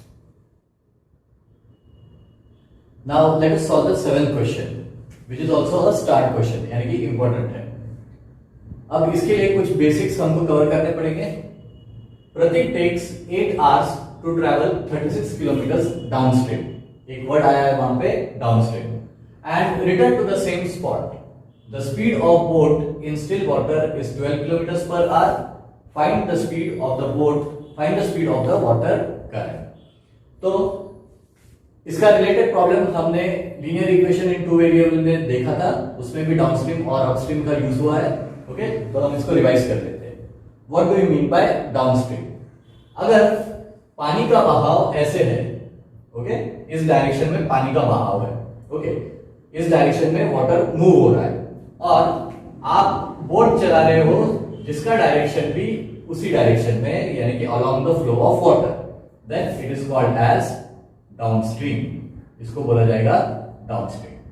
अब second condition में पानी का बहाव ऐसे ही है, पानी ऐसे बह रहा है, लेकिन आप उसके अपोजिट डायरेक्शन में जाने की कोशिश कर रहे हो. ओके, पानी इधर जा रहा है लेकिन बोट ऊपर की तरफ जाना चाहती है. ओके, यानी इस डायरेक्शन में आपको जाना है, तो इसको बोला जाता है upstream. That is called as upstream. अब ये जो ऑप्शंस है या ये जो कंडीशंस है उसके अंदर यूज होता है रिलेटिव स्पीड. ओके, क्या यूज होता है? Relative speed. तो रिलेटिव स्पीड पहले देखने के लिए हम पहले डिनोट करेंगे कुछ चीजें, जैसे कि speed of boat can be taken as x. Okay, लेकिन ये स्पीड ऑफ बोट होती है इन स्टिल वाटर, यानी कि इमेजिन किया जाता है या अज्यूम किया जाता है कि पानी स्थिर है, it is not moving. So in that case the speed of water in still water, speed of boat in still water is taken as x, and speed of stream is taken as y. Okay, speed of stream is taken as y. तो downstream और upstream का ये मतलब होता है, अगर पानी के साथ आपकी बोट जा रही है तो इट विल बी डाउनस्ट्रीम, और पानी के अगेंस्ट आपकी बोट जा रही है तो इट विल बी अपस्ट्रीम. तो इन दोनों कंडीशंस में कहां पे आपका स्पीड ज्यादा रहेगा? ऑब्वियसली जब आप कौन से डायरेक्शन में मूव हो रहे हैं, आपकी बोट पानी के डायरेक्शन में मूव हो रही है, तो ऑब्वियसली आपकी स्पीड ज्यादा रहेगी, और अपस्ट्रीम जाते वक्त आपकी स्पीड कम रहने वाली है. तो स्पीड डाउनस्ट्रीम का फॉर्मूला बनता है speed downstream. Okay, speed downstream का फॉर्मूला बनेगा x plus y, यानी कि speed of boat in still water and speed of stream. And speed upstream का फॉर्मूला बनेगा x minus y. ये चीज याद रखनी है. ओके, अपस्ट्रीम जाओगे तो x minus y, डाउनस्ट्रीम जाओगे तो x plus y. अब यही चीज यहां पे अप्लाई करनी है. तो let us solve this question. और एक चीज जो याद रखना है, that is the formula that speed equals to distance upon time. ये चीज भी याद रखनी है, speed equals to distance upon time. So अगर मुझे टाइम निकालना है तो मैं कैसे निकालूंगा? Therefore time equals to, speed को नीचे ला लूंगा और वो बनेगा distance upon speed. Okay, time equals to distance upon speed. So remember this formula, time is equal to distance upon speed. चलो अभी सॉल्व करते हैं ये question. Prateek takes 8 hours to travel 36 kilometers downstream and return to the same spot. यानी कि नीचे जाके वापस आने को प्रतीक को कितने लगते हैं 8 आवर्स। ओके, नीचे जाके वापस आने को यानी कि पानी के बहाव के साथ जाने को और रिटर्न आते वक्त दोनों के जो डायरेक्शन है वो अपोजिट हो जाएंगे अपस्ट्रीम आते वक्त। ओके, तो डाउनस्ट्रीम जाके अपस्ट्रीम आने के लिए प्रतीक को लगते हैं टोटल 8 आवर्स, सिर्फ नीचे जाने के लिए नहीं या सिर्फ ऊपर आने के लिए। तो टोटल टाइम टेकन यानी प्रतीक यहां से यहां गया और यहां से वापस इधर आ गया, तो उसको कितना टाइम लगा है? टोटल 8 आवर्स का टाइम लगा हुआ है। Okay, and return to the same spot. तो इसका मतलब डाउनस्ट्रीम जाने के लिए कितना टाइम लग रहा है वो हमको पता नहीं है, और अपस्ट्रीम आने के लिए कितना लग रहा है टाइम वो भी हमको पता नहीं है। हाँ, लेकिन दोनों का टाइम मिला के हमको पता है कि कितना हो रहा है 8 आवर्स। नीचे जाके ऊपर आने के लिए टोटल लग रहे हैं 8 आवर्स। तो इसमें दो कंडीशन है, first is downstream and second is upstream. So let us take the first condition, case 1। ओके, केस 1, केस 1 यानी कि downstream. Let us take the case 1 as downstream. Now downstream में हमको और एक चीज मालूम है, स्पीड ऑफ बोट मालूम है, तो वो लिख देंगे speed of boat in still water. Speed of boat in still water that is equal to कितना? 12 किलोमीटर्स पर आवर। ओके, ये चीज हमको मालूम है। और एक चीज जो हमने पढ़ी है वो है time equals to distance upon speed, और डिस्टेंस भी दिया है 36 किलोमीटर्स। यानी कि अगर प्रतीक ए पॉइंट से बी पॉइंट पे जा रहा है, ओके, ए टू बी, तो कितना डिस्टेंस कवर करेगा? 36 किलोमीटर्स। ओके, और बी से ए पे आएगा तब भी कितना डिस्टेंस करेगा? 30 किलोमीटर्स, 36 किलोमीटर्स, राइट? जाना और आना तो सेम डिस्टेंस कवर करेगा। ओके, तो अब हम टाइम के हिसाब से इक्वेशन बनाएंगे। अब डाउनस्ट्रीम का टाइम कम रहेगा, क्यों? क्योंकि वो पानी के बहाव के साथ जा रहा है, और अपस्ट्रीम का टाइम ज्यादा रहेगा, उसको ऊपर वापस आने के लिए ज्यादा टाइम लगेगा। तो हम यहां पे लिखेंगे late T1 be the time taken downstream, be the time taken downstream। Downstream जाने के लिए उनको कितना टाइम लग रहा है? T1। और हमको मालूम है कि time is distance upon speed. Okay, therefore time equals to distance. Downstream में कितना डिस्टेंस कवर कर रहे हैं? 36। ओके, तो पहले फॉर्मूला लिख देंगे डिस्टेंस अपॉन स्पीड। ओके, सो यहां पे आएगा T1 equals to distance. Distance कितना है? 36 किलोमीटर्स, एंड यहां पे जो स्पीड होती है दैट इज रिलेटिव स्पीड। मैंने रिलेटिव स्पीड बताया था आपको, डाउनस्ट्रीम जा रहे हैं तो x प्लस वाई। एक्स वहां पे था speed of boat and y था स्पीड ऑफ द स्ट्रीम। लेकिन यहां पे क्या दिया हुआ है? Speed of the boat already दी गई है। Okay, speed of the boat कितनी है? 12 kilometres, and speed of the river और वाटर करंट हमको लेना है, तो एक लाइन यहां पे लिखनी पड़ेगी। ओके, ऊपर एक लाइन लिख दो, let the speed of water current be x। okay, let the speed of water current be x। तो पानी का बहाव को हमने ले लिया x, तो यहां पे क्या आ जाएगा? रिलेटिव स्पीड यानी कि x प्लस वाई, जो हमने देखा था वहां पे x था स्पीड ऑफ बोट और y था स्पीड ऑफ स्टीम। लेकिन यहाँ पे स्पीड ऑफ बोट ऑलरेडी दिया है, कितना है? 12 किलोमीटर, इसलिए हमने स्पीड ऑफ रिवर को ले लिया x। तो ये हो जाएगा 12 प्लस x। ओके, तो ये हो गया first condition. This is equation number 1। अब से हम देखेंगे अपस्ट्रीम का case 2, that is upstream. Upstream यानी कि पानी के बहाव के अगेंस्ट में जाना है, तो रिलेटिव स्पीड क्या हो जाती है? यहां पे लिख लेता हूं, relative speed. Okay, relative speed क्या होगी? x minus y. ओके, यानी speed of boat minus speed of water current. Speed of boat minus speed of water current. Speed of boat कितनी थी? 12 kilometer per hour minus speed of water current. Speed of water current क्या है? x। ये क्या था? Relative speed downstream. Downstream यानी कि speed of boat and plus speed of the water current, इसलिए 12 प्लस x। ऊपर आएगा तो वो हो जाएगा रिलेटिव स्पीड 12 माइनस x। अब यहां पे भी T2 निकालना है, क्योंकि T2 is the time taken to go upstream. Okay, so let T2 be the time taken upstream. Be the time taken upstream. आगे इधर सॉल्व कर लेते हैं. T2 क्या हो गया? Time taken upstream. अब T2 will be equal to, again time is distance upon speed, तो डिस्टेंस तो वही सेम कवर करने वाला है. Okay, that is 36. सो पहले formula distance upon speed. So T2 will be equal to distance. Distance is again 36 kilometers, and speed. Now the relative speed is 12 minus x. So this will be 12 minus x. Okay. Now इसको दे देंगे हम equation number 2. Okay, तो अभी total time भी दिया है, यानी कि नीचे जाके वापस आने को कितना टाइम लग रहा है? Total 8 hours. इसका मतलब होता है कि T1 plus T2 is equal to 8 hours, right? नीचे जाने को कितना टाइम लग रहा है? T1. ऊपर आने को कितना टाइम लग रहा है? T2.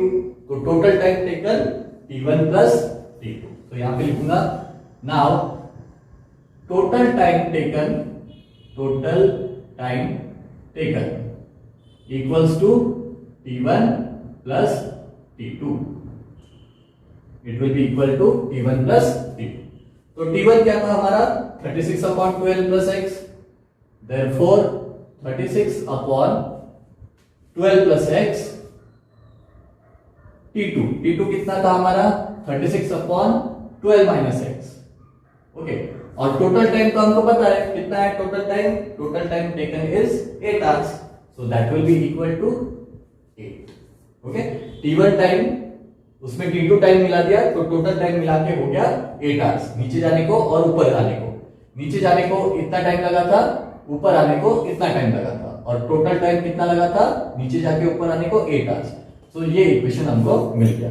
Now we have to solve it. Okay, तो ये बनेगा therefore cross multiplication 36 into 12 minus x is equal to 36 into 12 plus x plus 36 into 12 plus x upon 12 plus x into 12 minus x. 12 minus x and that is equal to 8. Okay, अभी 36 into 12 कर लेते हैं. 12 6 are 72, 7 carry, 12 3 are 36, 36 plus 7 is 43. So this will be 432. Then minus 36 into x, that is 36x. अब फिर से 36 into 12 आया, तो obviously that will be 432. Okay, 432.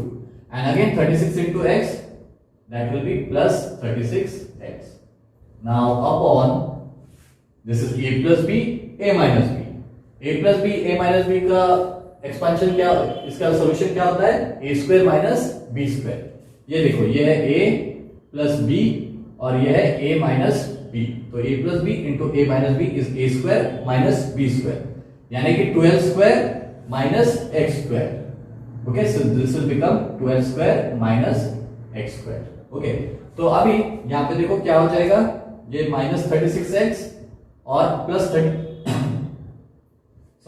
36x cancel हो जाएंगे. यहां बच गया 432 प्लस 432, उनको ऐड कर लेते हैं. 432 प्लस 432, 2 प्लस 2 4, 3 प्लस 3 6, 4 प्लस 4 8, तो आ गया 864. तो ऊपर बच गया 864. अब 12 स्क्वायर कितना होता है? 144. Okay, and minus x square that is equal to 8. अब मैं यहां पे फिर से लिख लेता हूं 864 upon 144 minus x square equals to 8. चलो, अभी 144 माइनस एक्स स्क्वायर चला जाएगा राइट हैंड साइड पे, तो it will become 864 equals to 8 into 144 minus x square. So let us solve it. 864 equals to 8 4s are 32, 3 carry, 8 4s are 32 plus 3 35, 3 carry, 8 1s are 8, 9 10 11 and minus 8x square. Okay, ये equation बन गया अभी. So अब इसको properly लिख लेंगे.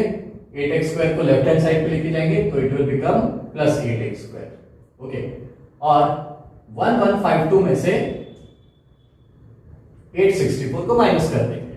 Okay, minus 864। चलो अभी इसका सब्ट्रैक्शन करते हैं। 1152 माइनस 864। सो 12 में से 4 गए 8, देन 14 में से 6 गए 8, 10 में से 8 गया 2। ओके, सो ये बन जाएगा 8x square equals to 288। Okay, तो x स्क्वायर क्या हो जाएगा? It will be 288 upon 8। अब इसको डिवाइड कर लेते हैं। 8 3 are 24, बचे 48, so 8 6 are 48. So you get x square equals to 36. So x square equals to 36, तो x की क्या वैल्यू आएगी? It will be the square root of 36, यानी कि प्लस और माइनस 6। लेकिन स्पीड ऑफ करंट निगेटिव नहीं हो सकता है। Okay, so x we discard x equals to minus 6.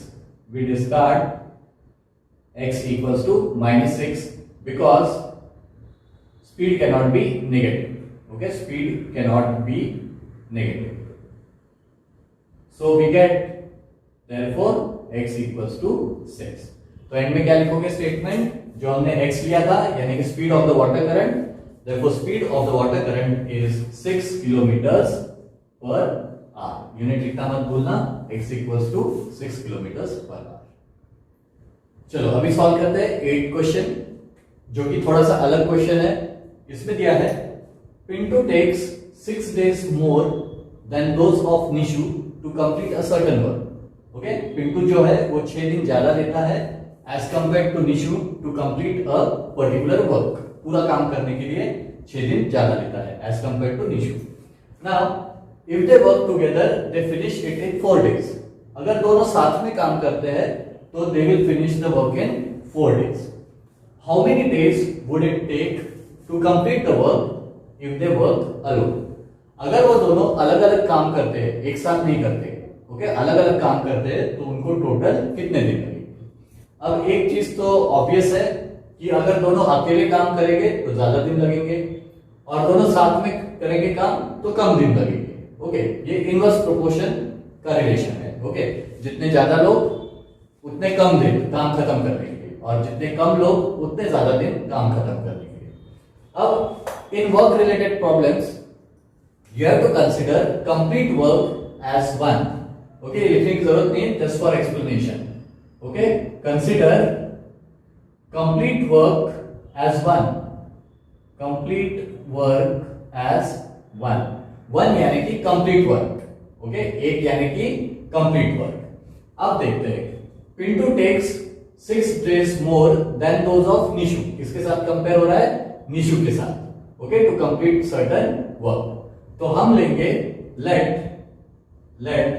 Nishu take x days, let Nishu take x days to complete the work, x days to complete the work। so Pintu कितना लेगा? पिंटू 6 दिन ज्यादा लेगा, therefore Pintu takes 6 दिन ज्यादा, यानी कि x plus 6 days to complete the work।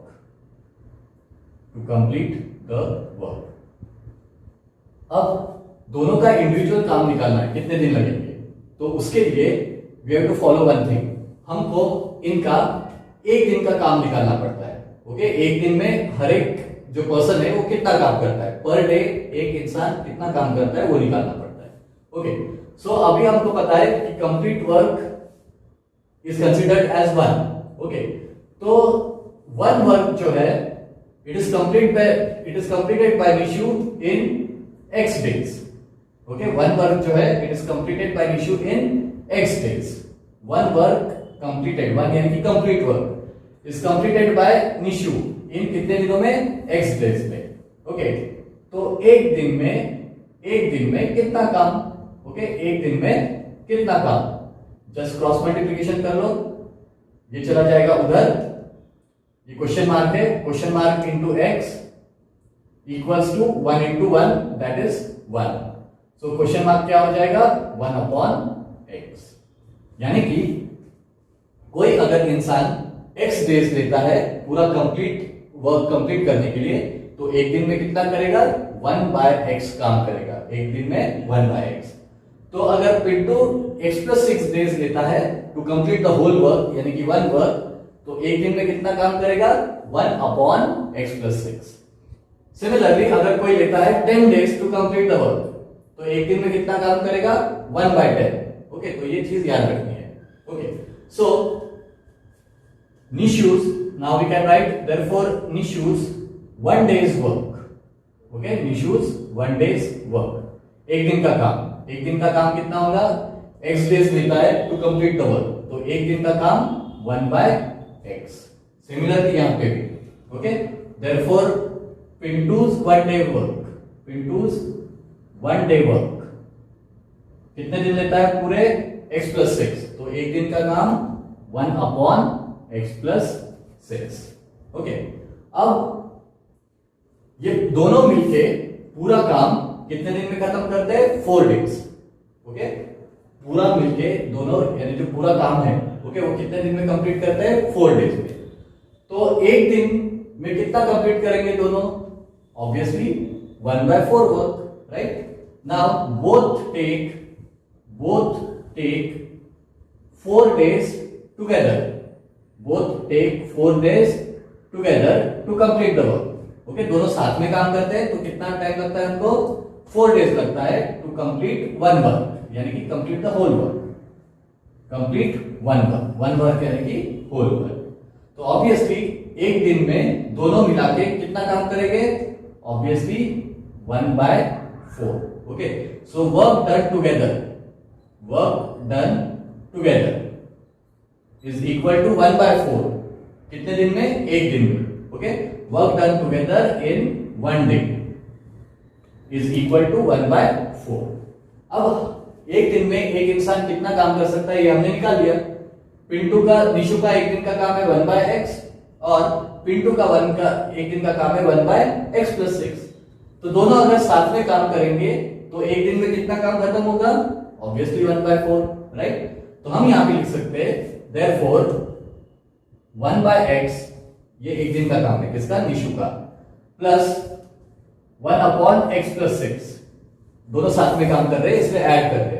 Okay, दोनों साथ में काम करने के बाद कितना टाइम लगता है, एक दिन में कितना काम खत्म होता है 1/4। So that will be equal to 1/4। Okay, अब इसको सॉल्व कर लेंगे। x+6 into 1 x+6 plus 1 into x upon x into x+6 that is equal to 1/4। तो x+6 हो जाएगा 2x, ये बचेगा 6 upon x into x² plus 6 into x 6x equals to 1/4। अब 4 चला जाएगा इधर, x² plus 6x चला जाएगा उधर, तो ये बन जाएगा 4 into 2x+6 and x² plus 6x into 1 is obviously x² plus 6x. Now 4 into 2x is 8x plus 4 into 6 is 24 and that is equal to x² plus 6x.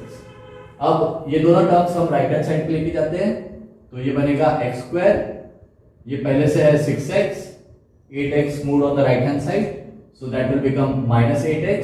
Okay, 24 को भी right hand side पे लेके जाएंगे तो it will become -24 and this will be 0। Right it properly. अब x² plus 6x minus 8x minus 24 is equal to 0। चलो 6x minus 8x कितना होता है, plus minus is minus, sign of the greater number that is minus. तो 8 में से 6 गए 2, लेकिन साइन बड़े नंबर का, तो it will B -2x minus 24 equals to 0।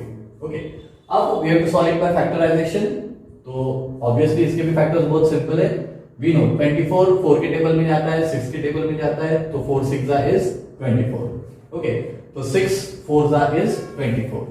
इसका कोएफिशिएंट 1 है इनटू लास्ट का टर्म दैट इज -24, तो ये हो जाएगा प्रोडक्ट -24। तो दो नंबर इस तरीके लेना है कि जिसका मल्टीप्लिकेशन हो -24 और यहाँ पे जो दो नंबर्स दिए वही ऐड करने हैं, तो वो ऐड करने के बाद मिडल टर्म आना चाहिए, यानी कि -2।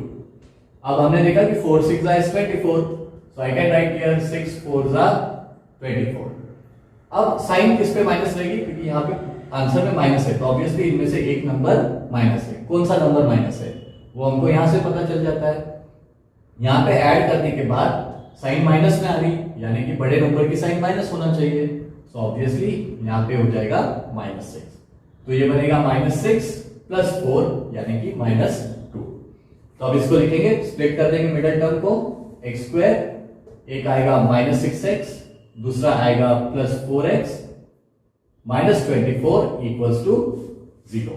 ओके, सो दो हिस्सों में बांट दो इसको, एक बनेगा, यहाँ पे कॉमन ले लेंगे, x कॉमन आ जाएगा दोनों में से, तो ब्रैकेट में बचेगा x - 6, x × x x² -6 × x 6x, plus 24 को 4 डिवाइड कर सकता है, इसलिए हम 4 कॉमन ले लेंगे।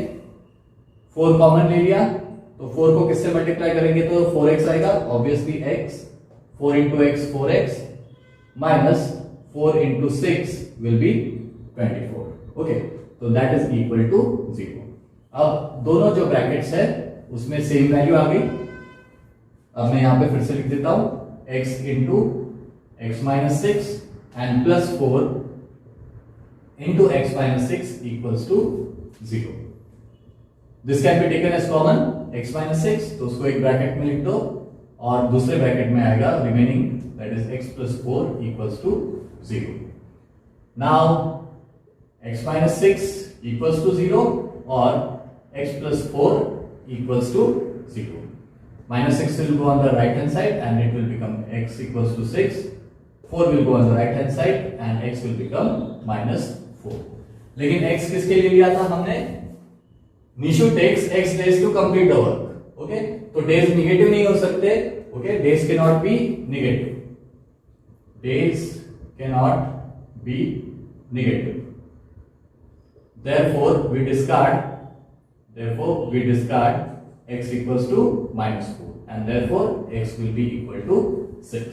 ओके, सो कितने दिन लग रहे हैं, निशु को x days लगते हैं to complete the work, therefore Nishu takes x days यानी कि 6 days to complete the work, 6 days to complete the work. तो ऑब्वियसली अब दूसरा कौन है, पिंटू है। पिंटू को कितना टाइम लगता है, x + 6 days। Now Pintu takes x + 6 days to complete the work, that is equal to x की वैल्यू हमको मिली है, दैट इज 6, तो यहां पे डाल दो 6 + 6 that is 12 days। So Nishu takes 6 days to complete the work and Pintu takes 12 days to complete the work। ये थोड़ा अलग प्रॉब्लम, फिर से याद रखना कि कंप्लीट वर्क को हम डिनोट करते हैं 1 से। तो कोई भी इंसान अगर बोला गया है कि he takes 15 days to complete the work, okay, 15 days to complete the work, तो उसका एक दिन का काम होगा 1/15। अगर दिया है कि he takes x days to complete the work, तो उसका एक दिन का काम 1/x। तो ये चीजें यहां पे याद रखनी है और 1 डे का वर्क निकालना इसमें जरूरी हो जाता है। Now let us solve the 9th question. If 460 is divided by a natural number, 460 को डिवाइड करना है नेचुरल नंबर के साथ। नेचुरल नंबर क्या रहते हैं, counting numbers, that is 1 2 3 4 and so on. 460 is divided by a natural number, then the quotient is 6 more, the quotient is 6 more than 5 times the divisor, quotient is 6 more than 5 times the divisor। Okay, सो किसके साथ compare किया जा रहा है, quotient को divisor के साथ, तो ऑब्वियसली हम डिवाइजर को x लेने वाले हैं। देन रिमाइंडर इज 1, ये भी दिया हुआ है, तो फाइंड क्वोशिएंट एंड डिवाइजर। अब बचपन से एक चीज हम पढ़ते आ रहे हैं, वो क्या है कि dividend equals to divisor into quotient plus remainder. Okay, ये बचपन से पढ़ते आ रहे हैं कि dividend equals to divisor into quotient plus remainder. Dividend यानी कि जो चीज जिसको हम डिवाइड कर रहे हैं, किसको डिवाइड कर रहे हैं, 460 को। ओके, तो डिविडेंड हो गया यहाँ पे 460 equals to divisor. Okay, divisor दिया नहीं है तो हमको आगे वो लेना है, तो पहले हम इसको प्रॉपर्ली डिनोट कर देंगे। Quotient is 6 more than 5 times the divisor. Divisor के साथ कंपेयर हो रहा है क्वोशिएंट, सो हम यहां पे लिखेंगे let the divisor be x। Okay, let the divisor be x। तो क्वोशिएंट कैसे मिलेगा, therefore quotient equals to 6 more, यानी कि 6 ऐड करना है। किस पे ऐड करना है, 5 times the divisor. 5 times the divisor में 6 ऐड करना है। 5 टाइम्स द डिवाइजर में कितने ऐड करना है, 6 ऐड करना है, यानी कि क्वोशिएंट है 5x प्लस 6। ओके, और रिमाइंडर भी दिया है, remainder is 1। Remainder is 1। Now we can use this, that is dividend equals to divisor, फिर से लिख देता हूं, divisor into quotient plus remainder. Divisor into quotient plus remainder. तो डिविडेंड कितना था, डिविडेंड है 460, लिख दो यहां पे 460। डिवाइजर हमने लिया था x, तो यहां पे आ जाएगा x इनटू क्वोशिएंट। क्वोशिएंट कितना है, 5x प्लस 6, इसको डाल दो ब्रैकेट में, and plus remainder that is 1। चलो अब इसको सॉल्व करेंगे। 460 equals to x into 5x, 5x square plus 6 into x, 6x and plus 1। Now let us write it down properly. अभी 460 को मैं राइट हैंड साइड पे लेके जाता हूं, तो अभी बचेगा यहाँ पे 0, क्योंकि 460 को भी मैं राइट हैंड साइड पे लेके जा रहा हूं। सो that will B 5x square plus 6x plus 1। 460 goes on the right hand side, so it will become minus 460. अब इसको ठीक से लिख देंगे, therefore 5x square plus 6x plus 1 minus 460 equals to 0. 0 को सिर्फ right hand side पे लिख दिया। अब 460 में से 1 चला जाएगा तो ऑब्वियसली कितना बचेगा, 459, और sign of the greater number minus है तो 459 की साइन माइनस आने वाली है। So this will become 5x square plus 6x, और यहां पे माइनस 459 इक्वल्स टू 0।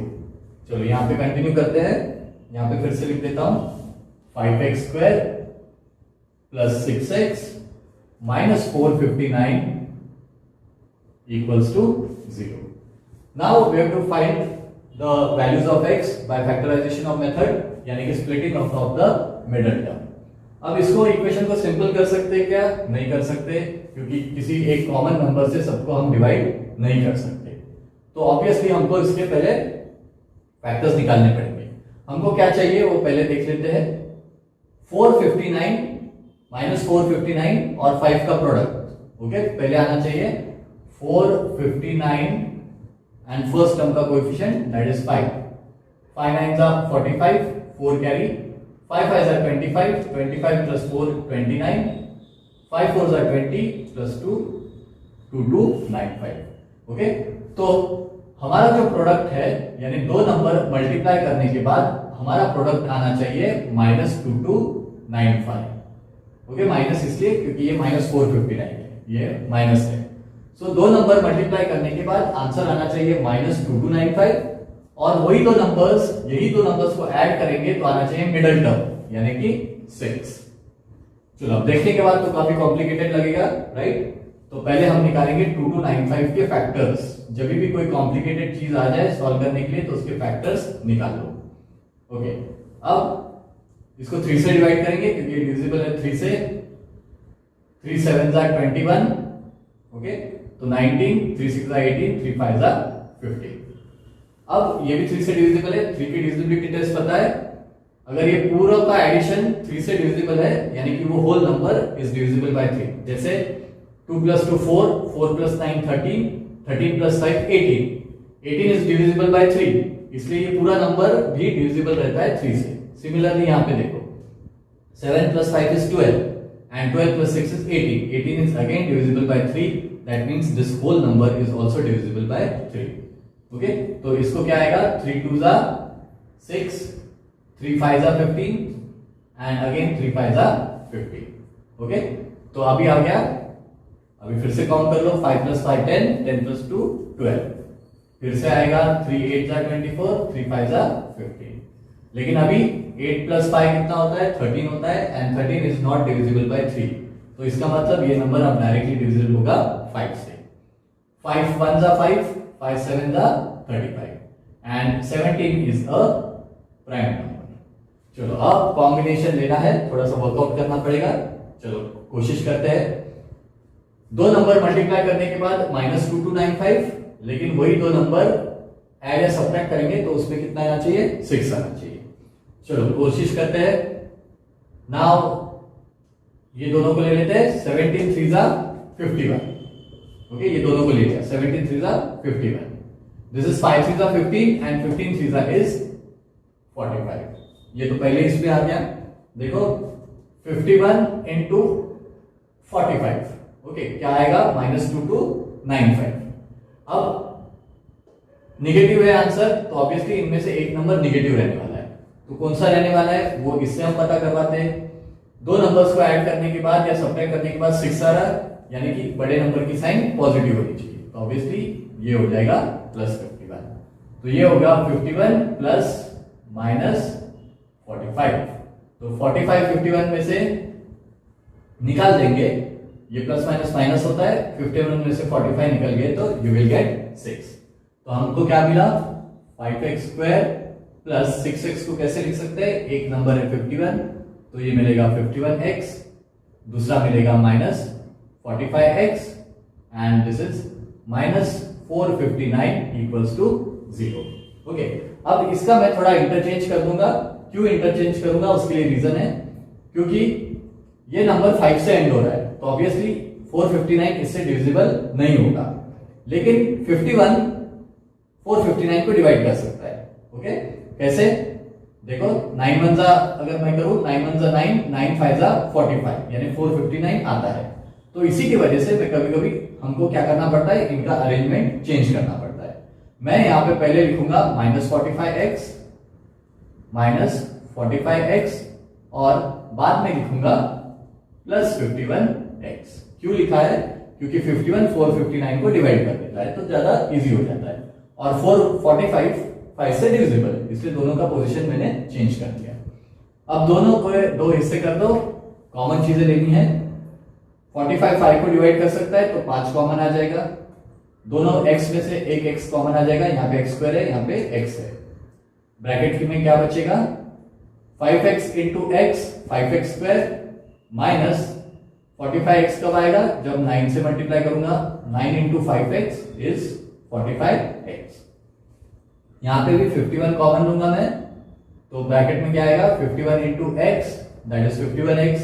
और हमने देखा था कि 51 into 9 is 459, तो यहां पे आ जाएगा 9 equals to 0.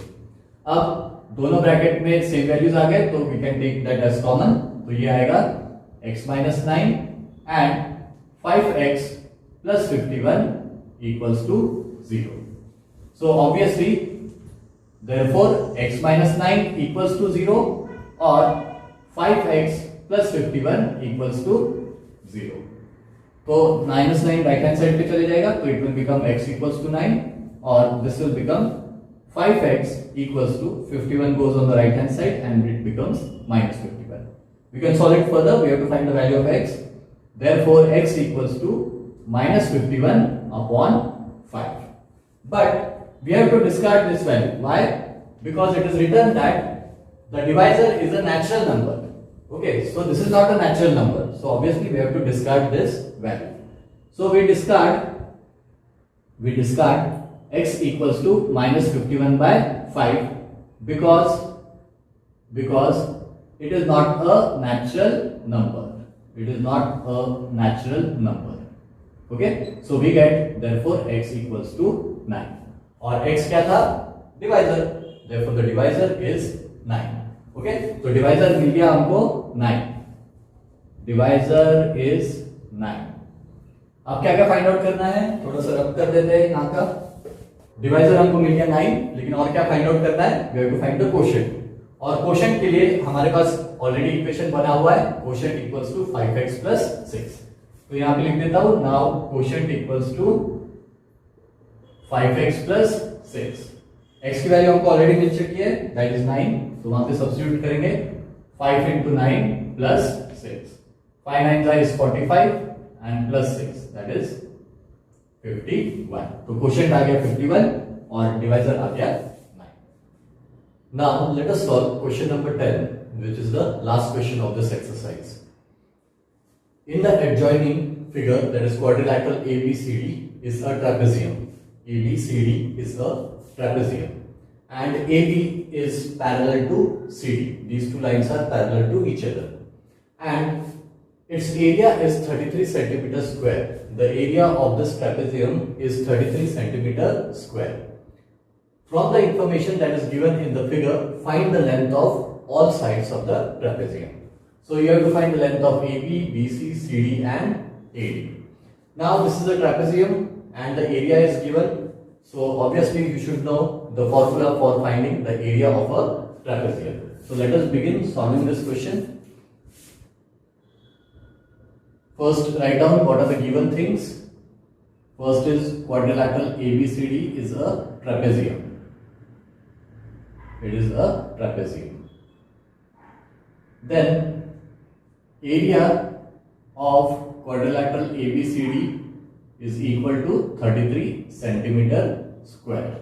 So this is the area of trapezium. Now we know that area of trapezium equals to half into sum of parallel sides, into height. This is the formula for finding the area of trapezium. Half into sum of parallel sides into height. Now let us substitute the values. Area of trapezium is already given, that is 33. So let us write down here 33. Then half into sum of parallel sides. These two sides AB and CD are parallel to each other. Now this is the sum of these two sides, that is x plus 2x plus 1. X plus 2x plus 1 and into height. Height is nothing, the line that is perpendicular to the base. This line is perpendicular to the base, so this will be the height of the quadrilateral, that is x minus 4. Now let us solve it. This 2 goes to the left hand side, so it will become 33 into 2 equals to x plus 2x is 3x and this remaining 1 and into x minus 4. Now 33 into 2 is 66 and you know how to solve these two brackets. पहले 3x से x minus 4 को completely multiply करेंगे, 3x into x minus 4 and again plus 1 into x minus 4.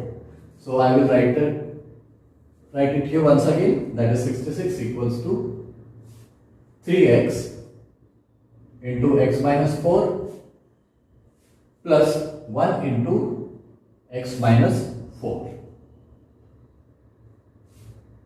Now let us solve it. 66 equals to 3x into x, that is 3x square, minus 4 multiplied by 3x is 12x, then plus 1 into x is x and minus 4 into 1 is minus 4.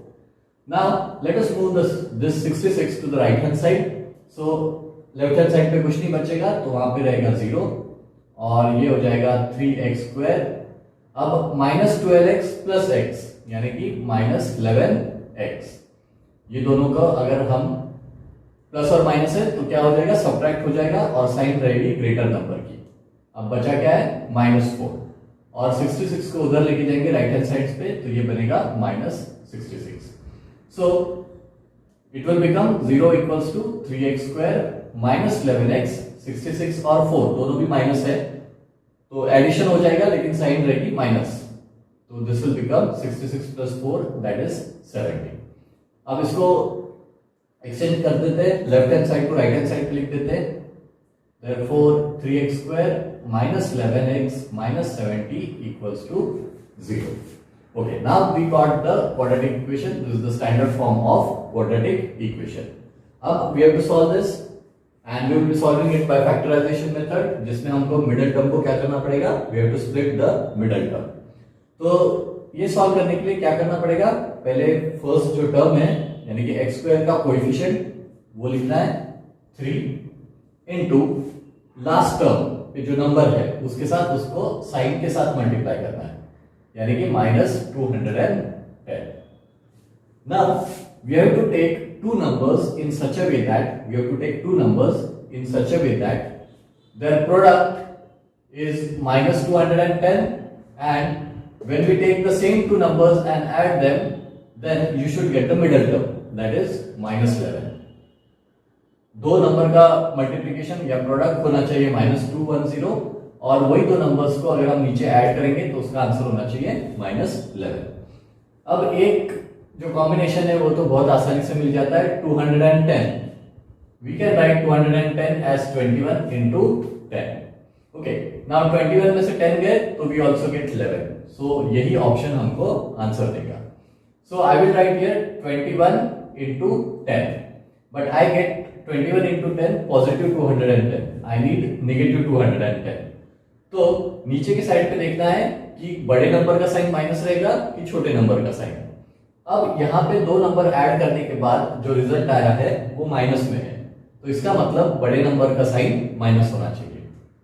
So I will write -21. अब देखो -21 plus 10 will give you -11. So we got -21 and 10. तो अभी लिख लेते हैं 3x square minus एक मिला था 21x और दूसरा मिला है plus 10x minus 70 equals to 0. अब दो दो के हिस्से कर देंगे इसमें और कॉमन निकालेंगे.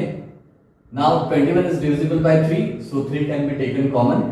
सो and x can also be taken common. So I will write 3x common, then x minus 7. Check कर लेना, 3x into x 3x square minus 7 into 3x, that is -21x.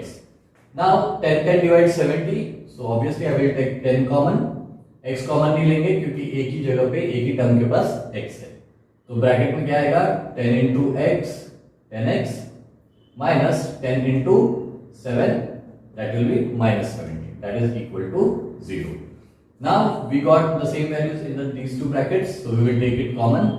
So take x minus 7 common, और बचे हुए bracket में रहेगा 3x plus 10 equals to 0. Therefore x minus 7 equals to 0 और 3x plus 10 equals to 0. -7 goes to the right hand side and therefore x equals to 7, or 3x equals to 10 goes to the right hand side and it becomes -10. So यहाँ पे x हो जाएगा -10 by 3. But as length is never negative, we have to discard x equals to -10 upon 3. So we discard x equals to -10 upon 3. Why? Because length is never negative. Okay, length is not negative. Length is not negative. Okay, therefore we discard x equals to -10 by 3. So obviously, therefore the value of x will be equal to 7. So we get x equals to 7. Now let us substitute these values in order to get the different lengths of the trapezium. I will write here the value again, x equals to 7. Now therefore length AB कितनी हो जाएगी, obviously 7 हो जाएगी, 7 हो जाएगा. Length AB equals to x equals to 7. Now length BC equals to x minus 2, that is equal to कितना, 7 minus 2, that is equal to 5. यहाँ पे सेंटीमीटर यूनिट लिखते जाओ. Then BC is equal to AD. Okay, BC यहाँ पे दिया है already figure में कि BC is equal to AD. Length BC equals to length AD, और BC हमको मिल गई है, तो पहले AD लिख दूंगा मैं यहाँ पे, length AD equals to length BC and that is equal to 5 centimetre. So ये भी 5 हो गया, ये भी 5 हो गया। अभी नेक्स्ट है length DC। Length DC equals to 2x plus 1, 2x plus 1, यानी कि 2 इंटू x की वैल्यू क्या आई थी 7 प्लस 1, यानी कि 2 7 14, 14 प्लस 1 15 सेंटीमीटर। इसी के साथ हमारी एक्सरसाइज खत्म होती है। जल्दी ही मिलेंगे एक नए वीडियो के साथ।